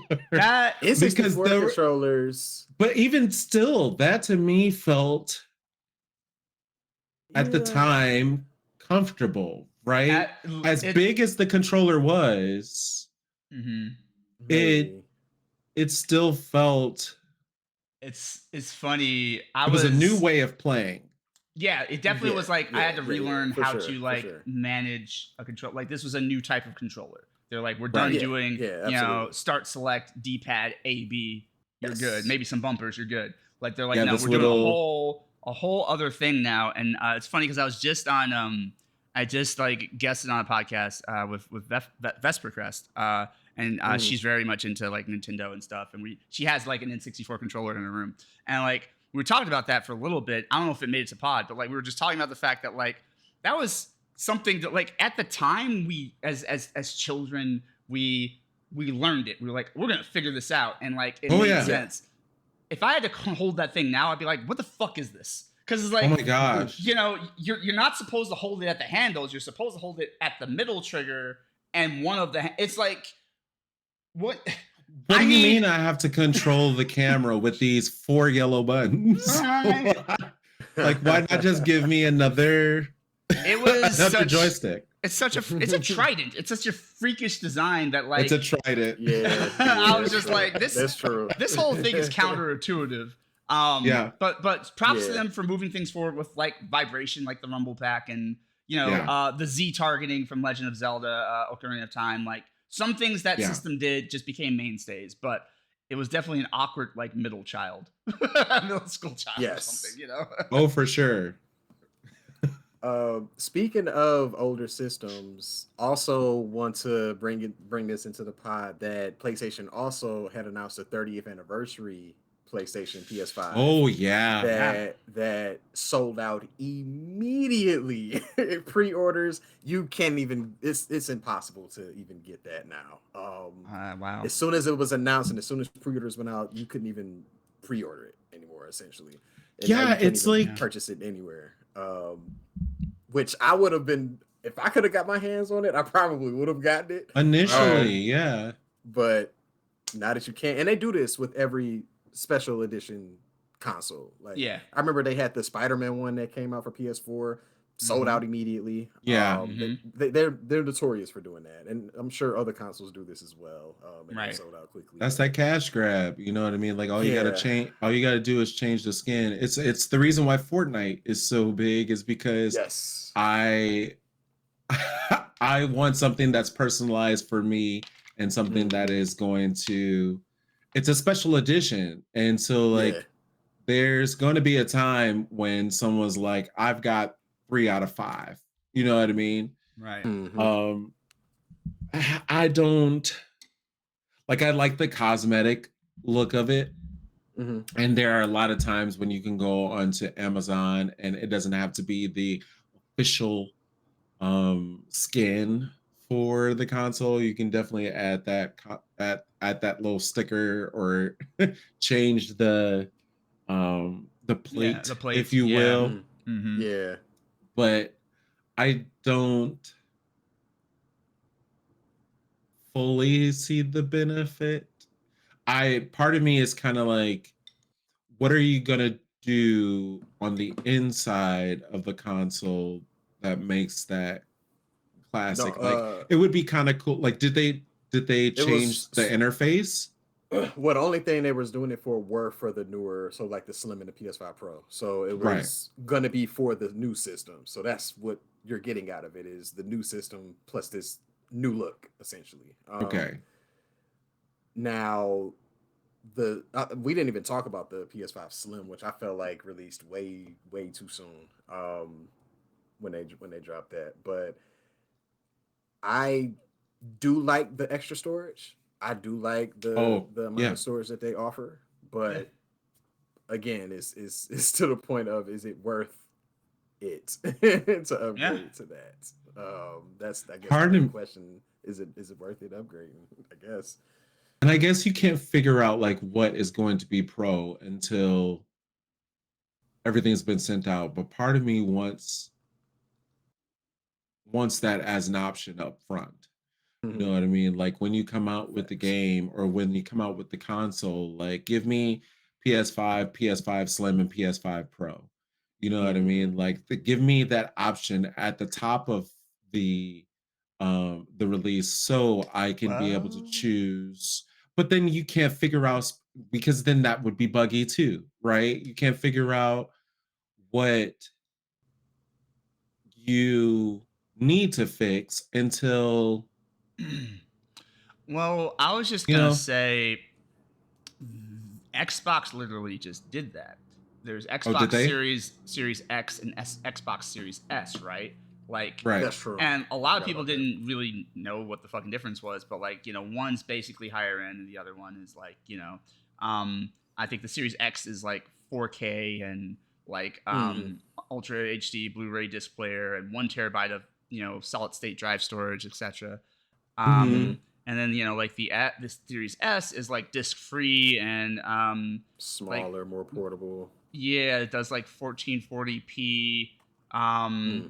You know, with the ability to upscale to 4K, but it's not like the standard setting. And then some sort of so like basically they did that, and I think it hurt them, because I think a lot of people just didn't realize, like, wait, which one am I supposed to get? And like, it was a lot of parents not knowing which one they were actually buying. And well, that's because they called it. That's because they call it something new and different every generation. It wasn't necessarily like Xbox 5 or Xbox 6. It's like, what is this?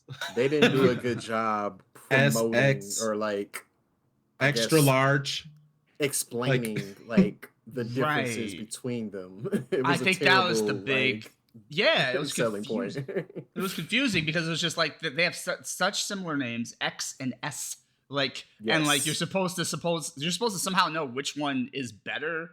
And you know, they're like, well, you just do your research, and it's like, yeah, but like, here, I just feel like it didn't work. Like, the sales for those were not convincing enough for Xbox to even really want to stay in the console biz. Like, they technically are going to keep making consoles, but they're moving more and more towards just Game Pass, and like, fuck it, we'll design like services for people to play games on, and it's actually, Game Pass is fucking kicking ass. Like, Xbox has really reached a lot more people by saying, like, you can have an Xbox, you can have a PC, you can have whatever, you know, a tablet phone, whatever you can play this on, and you can use Game Pass to have a whole library of games that you may not otherwise have access to. And like, Xbox is kind of going towards a more service-based model, and they're slowly less and less interested in the console aspect of it.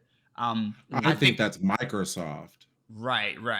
Yeah, no, absolutely. It's definitely Microsoft. Microsoft is definitely moving into that space of making everything, like, when it comes to their just their regular computer programming with Word and, you know, Excel and PowerPoint. Like, a lot of that is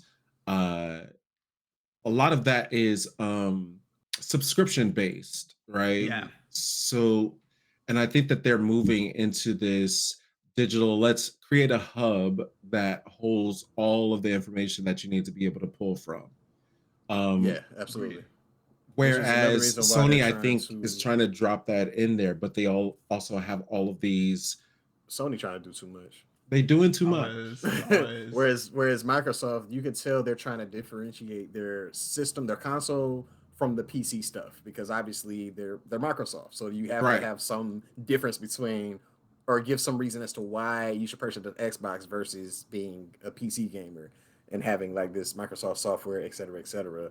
And then you have like the Game Pass versus Steam, which is what a majority, or Epic Game Store, or whatever, different PC stores you buy PC games on, making that different from Xbox's or Microsoft's Game Pass, just to have some type of, because then you'll question like, why would I even need to buy an Xbox when I can just keep my PC, use the Game Pass, vice versa. So yeah. Well, I mean, I think that's, and I may be wrong, but I think that's basically where they're going. I think that's where they're going. Yeah, I think they're very much like, fuck it, you can buy a console, you cannot buy a console, but you're going to be paying Microsoft because we have like we're giving you a fucking library, and we're giving you access, and I think that's why, like, honestly, one of the our more archaic things about Sony is they really still believe in the console wars. And I think the console wars have long been dead.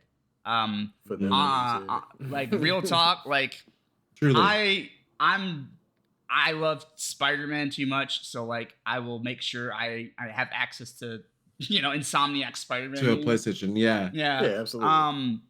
But I know a ton of people who were like, I love Spider-Man, but I have an Xbox. I'm not buying a whole ass PlayStation just to play Spider-Man. And they didn't. They didn't fuck with it. Like, I think Sony's using old school tactics, like, we're gonna have this exclusive thing, and that's gonna make you buy our system. And I think that's actually not working. And that clearly scared them, because now they got their games going on PC. Because I think Spider-Man 2 will be on PC soon. Yes, if not already. Yes. That definitely, to your point, Phil, scared them. They was like, okay, I mean, this is not working. let's try and figure something out. We got to get everybody on our side. Scared them, and for me, the developers, like Square Enix, just announced like, we're done doing the exclusivity thing. We think we made a huge mistake doing exclusivity deals with PlayStation. Is hurt us, so we're done. And I think that's a good thing. Let more people have access to the games. Right. Agreed. Yeah, for me, it was because out of the three of us, I was the last to get a PlayStation 5. And I remember specifically just being like, the peer pressure was real. And it still is in some ways when we all don't have the same game. But like for the longest time, I was on PS4 streaming with PS4, and when y'all got the PS5s,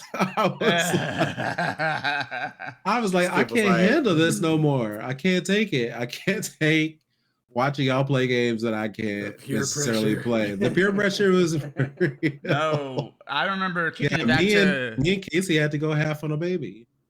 I mean, kicking it back to our Avengers days, like, like with us, like when people started transferring over, like, and I didn't get my PS5 right away either. Like, I got mine, like, let's see, I was like 2021, 2022, somewhere in there. Like, I got mine after I moved to California, and so like, it was rough for a little while, because it'd just be like, oh well, Trado and I remember the stories. Are moving much faster than the rest of us, and then I got changed over, and it's just like, oh, Skipping and Star Cardinal are struggling with these load times. And it was like, that was one of the clearest examples of like a legitimate upgrade. I was like, I'm not getting a PS5, just like I did with the PS4. I didn't get a PS4 until there was something I needed to play, and when Batman Arkham Knight dropped, I was like, well, I'm getting a PS4 now. I got it in 2020. I got it in 2015, and I got the Batman Arkham Knight Edition PS4. Yeah. So like, it was like, I think y'all were playing. It was gunmetal gray, and it had like bat stuff on it. It was cool. But like for PS5, I was like, I'm doing the same thing until they convinced me there's a game I can't miss. I'm fucking sitting this out, because the PS3 fucked me up. just buying a PS3 at launch and having jack shit to play on it was like, this is the last time this happens. What did you say earlier, Skip? You said Ratchet and Clank. Right, yeah. Y'all want to play that Ratchet and Clank? You better. Jackson Daxter. Shout out. Sly Cooper. Yeah. Shout out again to Insomniac. They made Ratchet and Clank. Shout out to Naughty Dog too, because they be on it. Yeah, you know what I mean? Like they be there Uncharted. at the top of the console. Uncharted. And so so it's like I remember at the time when you guys were playing Gotham Knights and you were doing Gotham Knights like streams, and they had not made Gotham Knights for anything before a PS5. And I was like, well, I want to play, I want to join in, and I feel like I'm being left behind. And so that's what pushed me along to get a PS5. But that was that was recent. That was an important moment because like with Gotham Knights, which is like you said, it was exclusive to the PS5. They announced it for previous gen and current gen, and then as they got closer to release, they're like, we're sorry, y'all, we actually cannot do this on previous gen. I remember that. It was gonna fuck up the game. People were mad, and I was like, I respect the choice because at least it's not doing like a Project CD Red situation with Cyberpunk, where like Cyberpunk initially really only worked on PC, and they kind of knew that, but like they're like, we're gonna drop it on console anyways, and it struggled and burst into flames, and that's really the publishers, not the developers. The developers wanted to make a good game, but the publishers are like, give us our quarterly earnings to give them enough time to make sure it was working. And they were and there were inklings of Suicide Squad Kill the Justice League was supposed to be coming out soon too. And so there were inklings of that. And I was very much like, well, we had so much fun playing Avengers. I'll be damned if Suicide Squad comes out and then I can't play Suicide Squad. They're already playing Gotham Knights without me. You know what I mean? Like, yeah. And those games were announced at the same time, and Suicide Squad ended up taking much longer to come out than Gotham Knights. But Gotham, for sure. Gotham Knights made the responsible choice to be like, we can't do it on last gen tech. It's just gonna like fuck up the game. But they announced it kind of late, and I felt like that pissed people off. And like when you look, to your point, when you look at how Gotham Knights runs on PlayStation 5, it's not like it's bound. It could have been played. What on are PS4. you doing? Let's just be real. It could have been played on PS4. It could have been played on PS3. For sure. If you want to be real, like I played Gotham Knights and I was like, why? Why? And then on why top would of that, your character models look like Batman and Batman Origins? If you're going to do that, why not even allow? Because PS4, they were still dropping like I think games that were PS4 and PS5 compatible when Gotham Knights was out, or when they released Gotham Knights. So I don't even know why they even chose to make that exclusive to PS5. That damn DC. Yeah. Well, I mean that was. I think what I'm getting at is like they were, even though that game looks and plays like it should have run on the PS4, I think what they were finding out is that was the best the game could do. They needed the PS5 hardware power and the Xbox, hardware power to even get it that good. Right? Like, that's I'm like, insane. That's insane. And it's like what Final Fantasy VII Rebirth did, because when Rebirth came out on PS4, they dropped the PS5 and then integrated along with it to show, here's a little to upscale it. For remake, for remake, yeah. And then I was mad about that because they were like, remake is going to be on PS4 and then eventually get a PS5 upgrade. Integrate is only on PS5. So. That was bullshit. Like, you can't release a game on one generation and say the DLC for the game exists only on the next generation. That was, see, like, how y'all feel about Gotham Knights, that's how I felt about that. Because I'm like, with Gotham Knights, they were struggling even on the most advanced tech to make it work. And I was like, all right, if they had released this on previous consoles, it would have been jank central. But like with Intergrade, there's not enough of a leap between Final Fantasy VII Remake and what they did with Intergrade to justify it being exclusive to like next gen. I was like, You could have put this would have absolutely played on a PS4. Y'all just this would have played on a PS4. y'all just try to help Sony out. Yeah, for real. True, for real. True. Because that integrate came out and I was like, what? Did we add more dust particles? Like what is the PS5 doing?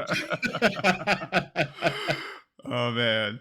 It's such wild times. But no, I mean I feel you. Like that was I think Avengers for me was like the first time I like felt like that immediate difference. Like, oh, this hardware is different. It does like this game runs much better on PS5. I still haven't played the PS5 version of Avengers. Oh, okay. So I haven't seen the difference fully. But yeah, it just the jump. Like the only one that I feel like that I recognized the jump was Miles Morales. Ooh, and which I think it was a major jump for sure. It was a major jump because then you could see like the fabric details. Like kudos to Insomniac for actually making the upgrade feel like an upgrade. Agreed. You know what I mean? And so like even the remaster of the PS4 Spider-Man was like, I mean, they had to change the character model. I'm not getting into that, but like, nonetheless, like it did look much cleaner than the original PS4 game that I had already played and beaten twice. Right? I'm like, and I felt like I did get some value out of their PS5 upgrade of that game. So have any of you guys like touched, not to debunk what we've been talking about this whole time? No, for sure. But like, have you guys played any of the capabilities from the PS5 Pro, or like have you guys used a DualSense Edge at all? No. That's a fair question to ask, but no, I have not. Because I can't like just looking at it, and that's supposed to be on their terms, right? So they dropped like a specifications video, or they dropped what was supposed to be the differences, and then we watch that video and then you look at it and you're like, okay. It was a lot of memes. People was doing a lot of like skits on it, like, can you see the difference? Not really. Right. No, for sure. Right, like the PS5 must be incredibly pixelated. The funniest one I saw was the Family Guy one where they had my man's at the eye doctor and he was like, he was like slide number 1 or slide number 2. Can you go back to 1? Do it again. Yeah. That's what I mean. I think this is one of the things that's hard. They really have to market that type of shit to the hardcore like fidelity, fanatics, right? Like there are people who are like, if it doesn't play at a certain amount of frames per second, like, 60 is like bare minimum for a lot of like hardcore like PC gamers. So like it has to at least be 60, which also sunk Gotham Knights because they were locked at 30 frames per second, and people were like, they were locked, and they told them that like right before the game came out, and they're like, what? So many pre-orders canceled. But I'm not the type of guy that's like a big deal for. I mean, I do think 60 is smoother, and I would prefer 60, but like I will still like. But there are certain people that are so attuned to the slightest details that like it does mess them up trying to jump backwards to like 30 frames per second. It'll give them a headache, whatever. I just had that problem last night. Oh, for real? Yeah, so I just started Rebirth last night. Oh, nice. And I haven't yet. It's one of those situations where you are like, I don't want to suffer either way. Having to choose is the problem, right? So like, do I choose the performance or do I choose the quality, right? And I'm thinking that with the PS5 Pro, they're very much like, you don't have to choose, right? But like, I don't I don't want to have to choose. I just want to play the game as intended. Which one do you usually pick out of the two? Well, so initially I went for quality, right? Because I wanted to see how great it's supposed to look, right? But when I started to realize that the gameplay was starting to suffer in terms of the quality, I was like, okay, well, let me change it back to high performance. And now it's on this like smooth ray tracing type of gameplay, which I thought was really cool. Back when smart televisions started to do that, it started to look unnatural, right? Like you were watching someone's like home video, right? I remember you would go into Best Buy and they would have a test of what The Dark Knight or something like that, where you could see like the clearest footage and them moving, and it seemed unnatural because it didn't seem like a movie. It seemed like you were watching the footage, right? Yeah. So playing it, it seemed everything was smooth, like Cloud was running around properly. Yeah. But the environment around it, of course, suffered just a hair.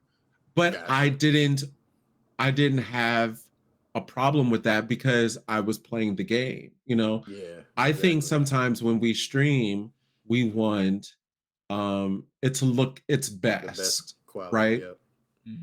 But you also don't want it to have a lag. You don't want it to be choppy in certain points. So make a choice. You have to make a choice. So I tend to go for the high performance so I can play it as smooth as possibly, as opposed to getting the cheap thrill of it looking great. But I think that's what the PS5 Pro is about, is that you're getting both of that without having to choose. Which why make me choose? Just I've also chosen high performance, similar to the reason you were choosing as well, Skip, especially when I was streaming. Just trying to make sure that I had no issues with the lags and everything was smooth. Was I still getting a bunch of glitches every time I played the game? Absolutely. Like absolutely. That still happened for me. But no, just making sure it was running as smoothly as possible was my main focus. There's a lot of things that go into account for that. So like I was playing it downstairs. My personal PlayStation 5 is upstairs with me at this computer right now, but Casey's PlayStation 5 is downstairs, and I didn't want to take up much of his hard drive by downloading Rebirth onto his hard drive, right? So then I streamed it. And then the streaming already has its own grade, if you will. It already has its own look of things from the PlayStation Plus, right? Yeah, I've never tried that before. And I'm thinking that it's going to take a bit of a spike in terms of graphics once it's actually downloaded. But when you stream it, it already has its own resolution that's working off of your internet capabilities, right? Okay, got you. And so once you download it, then it's on the hard drive and it's playing at the resolution that it's supposed to play, which I still, at this point, still have no idea if there's that much of a difference because I have not downloaded Rebirth onto a hard drive as of yet. Yeah. But what I have experienced has been slight, and then when you're using the streaming service, sometimes it cuts in and it cuts out depending on the bits per second, right? Right. And then you'll get a glitch from here or there, and then like a notification will pop up and say your connectivity is not strong enough for streaming or something like that, right? And so it's a lot of give and take, and it depends on the situation. I'm wondering if you do get a PS5 Pro, will you still have those issues while streaming? Yeah. You know? Yeah. I think an important thing to note, which we probably should have known at the top. Like none of us have tried the PS5 Pro or the fancy ritzy new controller they dropped, right? But I wish we were in the same state to be able to go somewhere and film us trying, or just having a demo, right? Like a little bit of a demo, like a test drive or a demonstration, you know. Sure. But seeing what they put forth in that display package, or them showing us the capabilities, that was not enough to be like, I'm interested. Right. Yeah. No. So what I was gonna say as well is just sorry. No. That was a good point. That's important.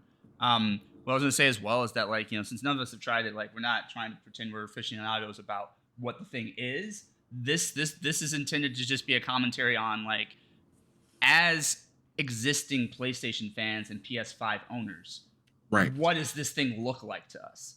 And to me, it's just like, it looks like cart before horse, because it looks like you haven't fixed your PS5 issues, and you're trying to tell me, well, we have a shinier, newer one. And I'm like, shut up. Fix the things that you have already, like, I'm already invested, you know, several, like, I've probably invested, like, I don't know, maybe a grand or more into the life cycle of the PS5 by itself, right? Yes. That's a considerable investment. And it's just like, you're telling me, yeah, we're not too worried about that stuff. We've got something new for you. And to Drado's point earlier, it's just like, how do you expect me to take that leap of faith when everything you've shown me up to this point is that we just want you to buy it, and then we don't care what happens to you after you buy it? Like, is this stuff fixed? You're expecting? Are we going to, you know, are you going to fix all these issues that we've had with this PS5 itself before we invest into this new Pro that you're trying to sell us? You're expecting blind loyalty. You're expecting like from the get-go, like you, like I was saying a little bit earlier, like, what benefit are you giving to the people who have been pouring into the PlayStation Network and the PlayStation fandom as of right now, as opposed to trying to get more people to join in on that, or to have the people who are already playing PlayStation to upgrade? Like, what is the benefit? Simply the resolution.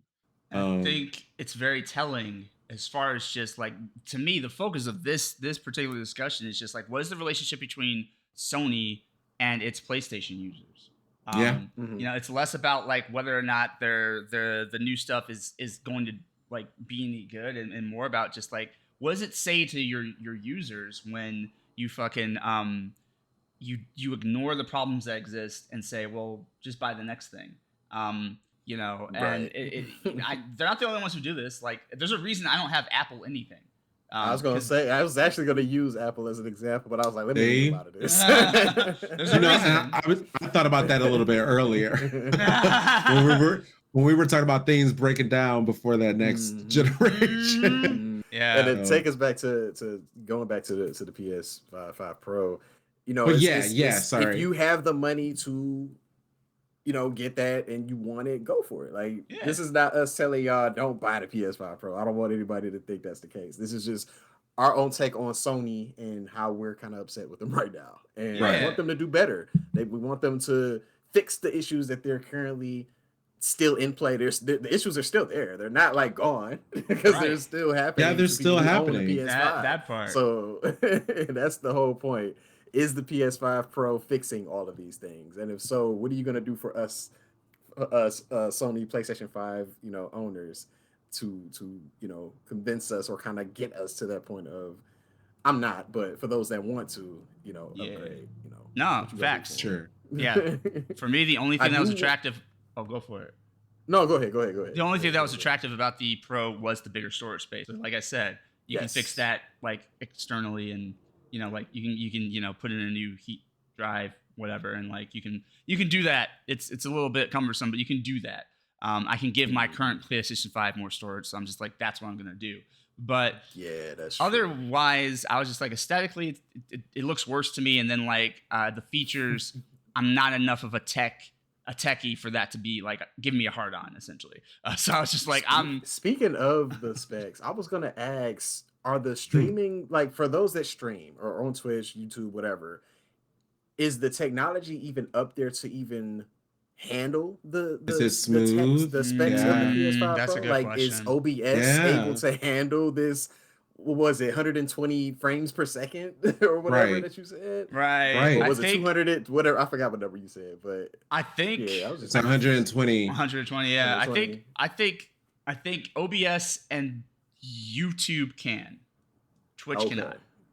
Twitch is like, Switch no, you're so that's you're like locked in a certain, It's like if you can't do that on Twitch, it's like right. Essentially, this is for me. Right. Yeah. No. For going back to Skip's earlier point about like having to choose, like even now with streaming, with the current hardware, it's just like you have to think about where you're streaming it to. So like, yes, that's true. When you're streaming, even just this podcast, right? Like we can make this look pretty damn good on YouTube with the right settings and the right equipment. But like if we like, were to do this live on Twitch, it's just going to look how it's going to look. Cause like, and like, even with YouTube, it's like YouTube's complicated because it's like, you think like, I like 1080p. I think 1080p looks good. It's not 4K, but like, I think it's solid. Right. But like 1080p on YouTube does not look like standard 1080p. It does not look as good. No, I don't. You have to like kind of do 4K to get it to look good in 1080p. The 1080p. It's a very complex, specific thing you have to do, which currently, I mean, I don't have the capabilities for. But me neither. I don't either. I had to scale back, and I realized that my output for my streaming was too much. Yeah. And I had to scale back to 720p when my PlayStation 5 is much more capable. Right. You know what I mean? So like, because my computer system, so then you think about like all of the money that goes into that, right? So like, then in order for me to have a PS5 Pro and for it to kick out at the resolution as good as it is through streaming, then I would have to add even more money into my PC capabilities. Yeah, everything would have to in order match. for everything it would have to be on that level, right?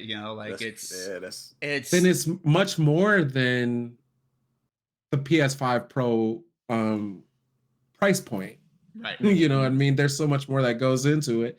And let that controller break. I also want to go back to what you said too, Skip, about even Wi-Fi connection and how good is your internet at home as well. Like that also plays into it. There's a lot that goes into it.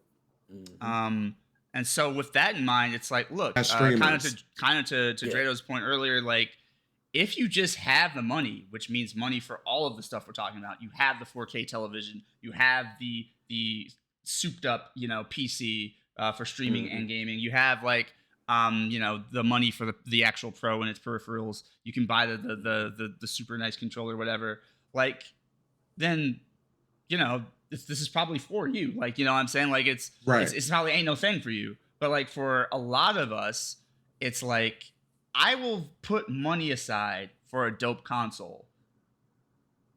But like, it needs to work and like, it needs to meet like the needs that I have and be practical. And like right now, I'm not even thinking about the Pro. Me neither. I'm still just like, I need PlayStation 5 hardware to both work and be well thought out. So, because right now, this doesn't work, and and this is ill thought out. It's like it's a half measure when it could have been a whole PSP that was like fucking baller. You know what I mean? Like so. That's the that type goes of into stuff. that again goes into the whole mindset of switching from the current way of living to something new altogether and scrapping and scorching the earth and starting from scratch, because essentially what you have to do, PS5 as a streamer, right? So like PS5, you jumping to PS5 Pro, it's going to change your whole way of how you do things. It will. So then it's like something I really wanted to touch on earlier too is that, like, again, I think it's like being in a relationship with someone, romantic or friend or whatever. Like it's like you have to pay attention to what people actually do, not just what they say. So they're right now they're like, this is the coolest thing that ever happens in sliced bread or whatever. And it's like, but your track record so far this generation, like to me the most telling thing was them bragging about controller sales. I'm like, so you're gonna puff out your chest and say we've sold more like accessories than anyone else, and leave out the fact that it's because your shit keeps breaking and your warranty is crap, and like so people have to buy new shit over and over and over again, and that's why the sales are so like you're not paying attention to the correlation between like cause and effect, right? Like, oh yeah, our controller sales are going up because they don't work, and I have to keep replacing it, and so with that in mind, I'm just like, no, it's not. It's because we love it. It's because we'll buy any product that Sony drops. Like I loved the first one so much that I bought a second one. Right, I've been so devoted. And a third, and like I looked at the new controllers they dropped, like design wise, cosmetically. Like I like the Chroma Pearl or whatever. I want that, but I'm like, okay, I feel dirty buying this because I've already bought too many of these. Like I like your new colors and whatever. Like I love. They also have the feature where you can exchange or change out the joystick as well. You can kind of like customize the joystick. I actually like that in the new Dual Sense Edge controllers, because it makes me wonder: will that fix like any stick drift that you have? Can you like put in a new joystick essentially, and fix whatever issues with that? If that's the case, cool. Maybe that's the fix for the controllers, but I'm gonna need to see more than just So like the fact that they're taking the wrong lessons away from this, either by stupidity or on purpose, then that tells me I don't need to keep investing further until they show me something for what I've already invested in. So like I guess that's kind of my big thing, is just like the writing is already on the wall. The PS5 Pro might be the dopest thing to ever come out this console life cycle. But like y'all pointed out, we're almost towards the end, because I did research, and like typically PlayStations last about 7 years before they bring out the next one. Yeah, and we're like, let's see, 2020. So like we're 4 years in at least. So like, don't tell me that it's going to enhance gameplay when the gameplay is already laden. And I was looking to see which games they've enhanced, like specific games for the PS5 Pro, and I was looking at which ones they enhanced. The ones that we've already played. And ones that have already been out. So like Alan Wake 2 is on this list, Boulder Gates 3, Black Ops 6, Dead Island 2, Skip. All of those I have. Fortnite, God of War Ragnarok, Forbidden West. They even got Spider-Man Remastered, Miles Morales, and Spider-Man 2 on here. Ratchet and Clank, Resident Evil 4, Resident Evil Village, Jedi Survivor, Star Wars, Last of Us Part 1 and 2 remastered. So yeah. And don't get me wrong, I love wading through the grass and feeling those those blades of grass. You know what I mean? But that ain't enough. You know what I mean? No, like, that I ain't mean, I'm the same as you two. Is like I will absolutely prioritize performance over fidelity. Like so, like 9 times out of 10, I'll choose performance mode because I need the gameplay to be as responsive and smooth as possible. There are a couple of exceptions where I'm just like, I'm not really doing too. It's not a competitive game, and I'm not really doing too much in this game. So having it look prettier, I'm actually cool with that. Like I can probably rock with that. Maybe even in Final Fantasy VII Remake, I'm like, I probably could put it on like, visual fidelity over gameplay, and I'd be like, I'm not really missing too much of a step. But like, if I'm playing Tekken, it's definitely gonna be performance. Like, what the fuck? Oh, like, absolutely. Especially if it's a game that's like online playing with others. I can see myself utilizing that performance more so, whereas like a single player solo game where I'm just like, maybe I want some crisper visuals. Right. If I'm playing like a Quantic Dream situation, if I'm playing Beyond Two Souls or like Detroit Become Human, I'm like, maybe I just wanted to look prettier. I'm not doing too much. Yeah. Like I'm not playing this fast paced crazy thing. I'm looking at the clock as well, but like, but But yeah, so I think that I think it's it just depends on what type of gamer you are. So I guess absolutely. My advice, or my suggestion would be like, if you're looking at this stuff, maybe think about how you play games, and don't just think about I want the shiny new thing. Just think about really like, what do you want to get out of this experience, and does this stuff matter enough for you? If you're on the cusp, if you're like, I can afford this, but it is a chunk of change. If you're just like, I got money to burn, then like I'm not really talking to you. Right.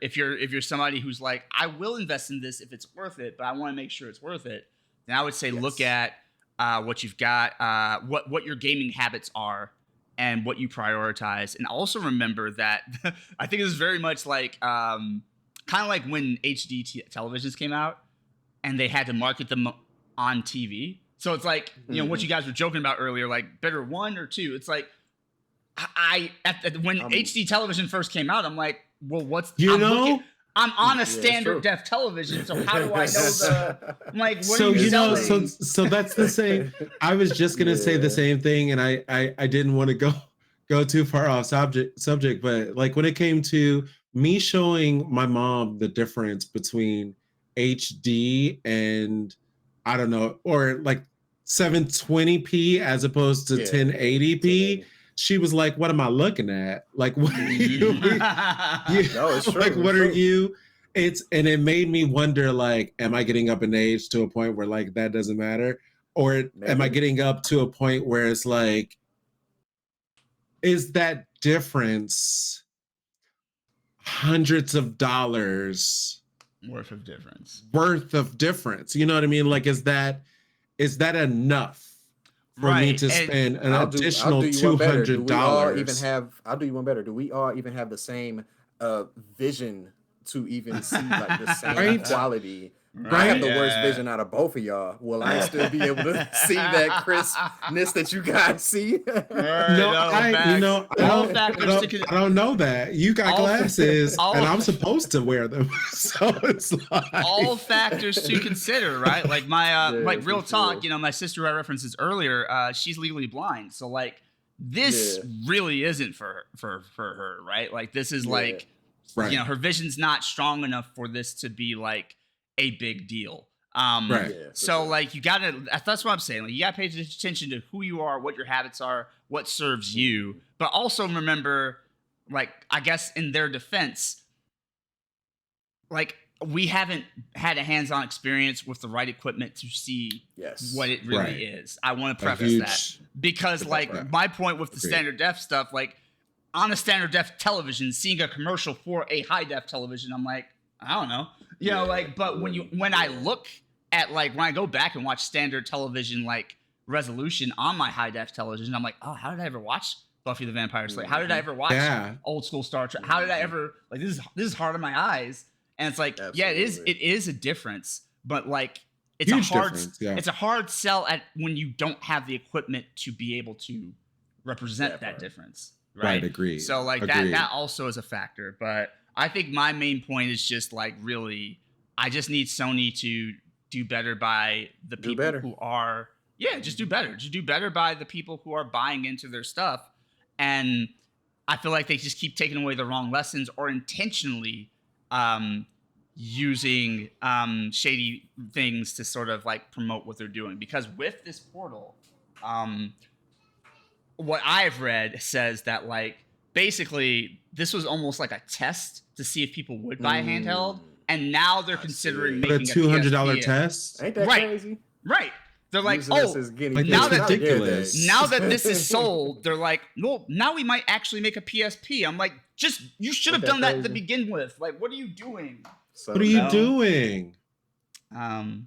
So yeah, I love PlayStation experience as far as like gameplay and like as far as like the feel of the controller, as far as the even the interface on the PS5 is beautiful to me. I love what the system can do, and I love the type of stuff that is suited for the system. I play a lot of JRPGs, I play a lot of fighting games, I play a lot of stuff that like PlayStation really is good at handling. But the customer service, get your life, Sony. And I think that's a great place to end it. I think that's a perfect thing. Do better, especially with your customer service.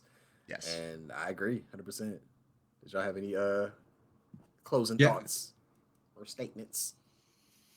Yeah, like you said, know better, do better. Like, it's not like we're not saying any of these things to PlayStation or Sony.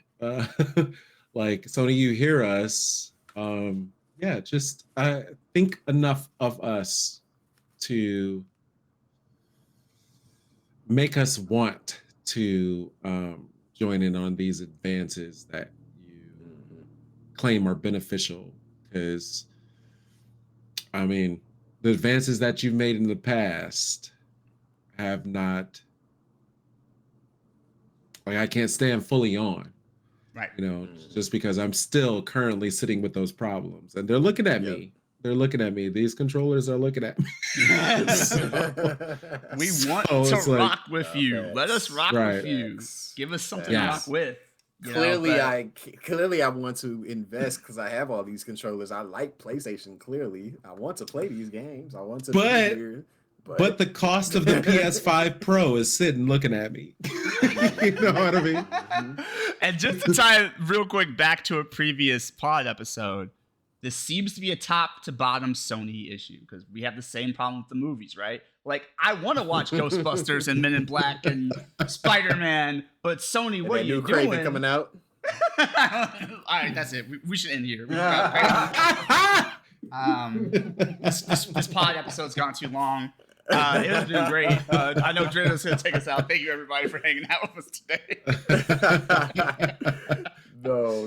On a serious note, for those that are watching this and you're, in that also on that process of should I not, or whatever, take your time, bro. This console is going to be out for the next 3 years, I'm assuming, and then maybe they'll be on to the next thing. But if you got the money, again, go for it. But you ain't got to rush, bro. Don't have them thinking, you got to get the Pro now today. No. Don't do that. Yeah. Take your time, think about it. Don't put yourself in debt to get it, unless that's your prerogative. I ain't the one to. And Sony, if you want to prove us wrong, please do. Yeah, absolutely. I would love that. Show us. Show me. Absolutely. Right. I will gladly eat these words. Absolutely. That being said, it's a great place to end it. Definitely appreciate y'all for tuning in. Definitely be on the lookout for more content coming from us. Appreciate everybody that's been tuning into our previous episodes. Our last one was the Resident Evil Halloween Zombie Edition one. So appreciate everybody that tuned in. And the actors, the voice acting episode as well. Thank you for reminding me. Yes, the actor one that dropped last week, 2 weeks ago, something like that. We don't know, y'all. We don't do research. Appreciate y'all. Make sure you guys go and subscribe to the YouTube. This is where you'll find all of our podcast episodes. I'm gonna have the link tree up above me here somewhere, or wherever it's gonna be. We're gonna have our link tree to all our stuff, our solo stuff, all that information will be there. And then be on the lookout for more Twitch streams coming soon as well. That's been really fun.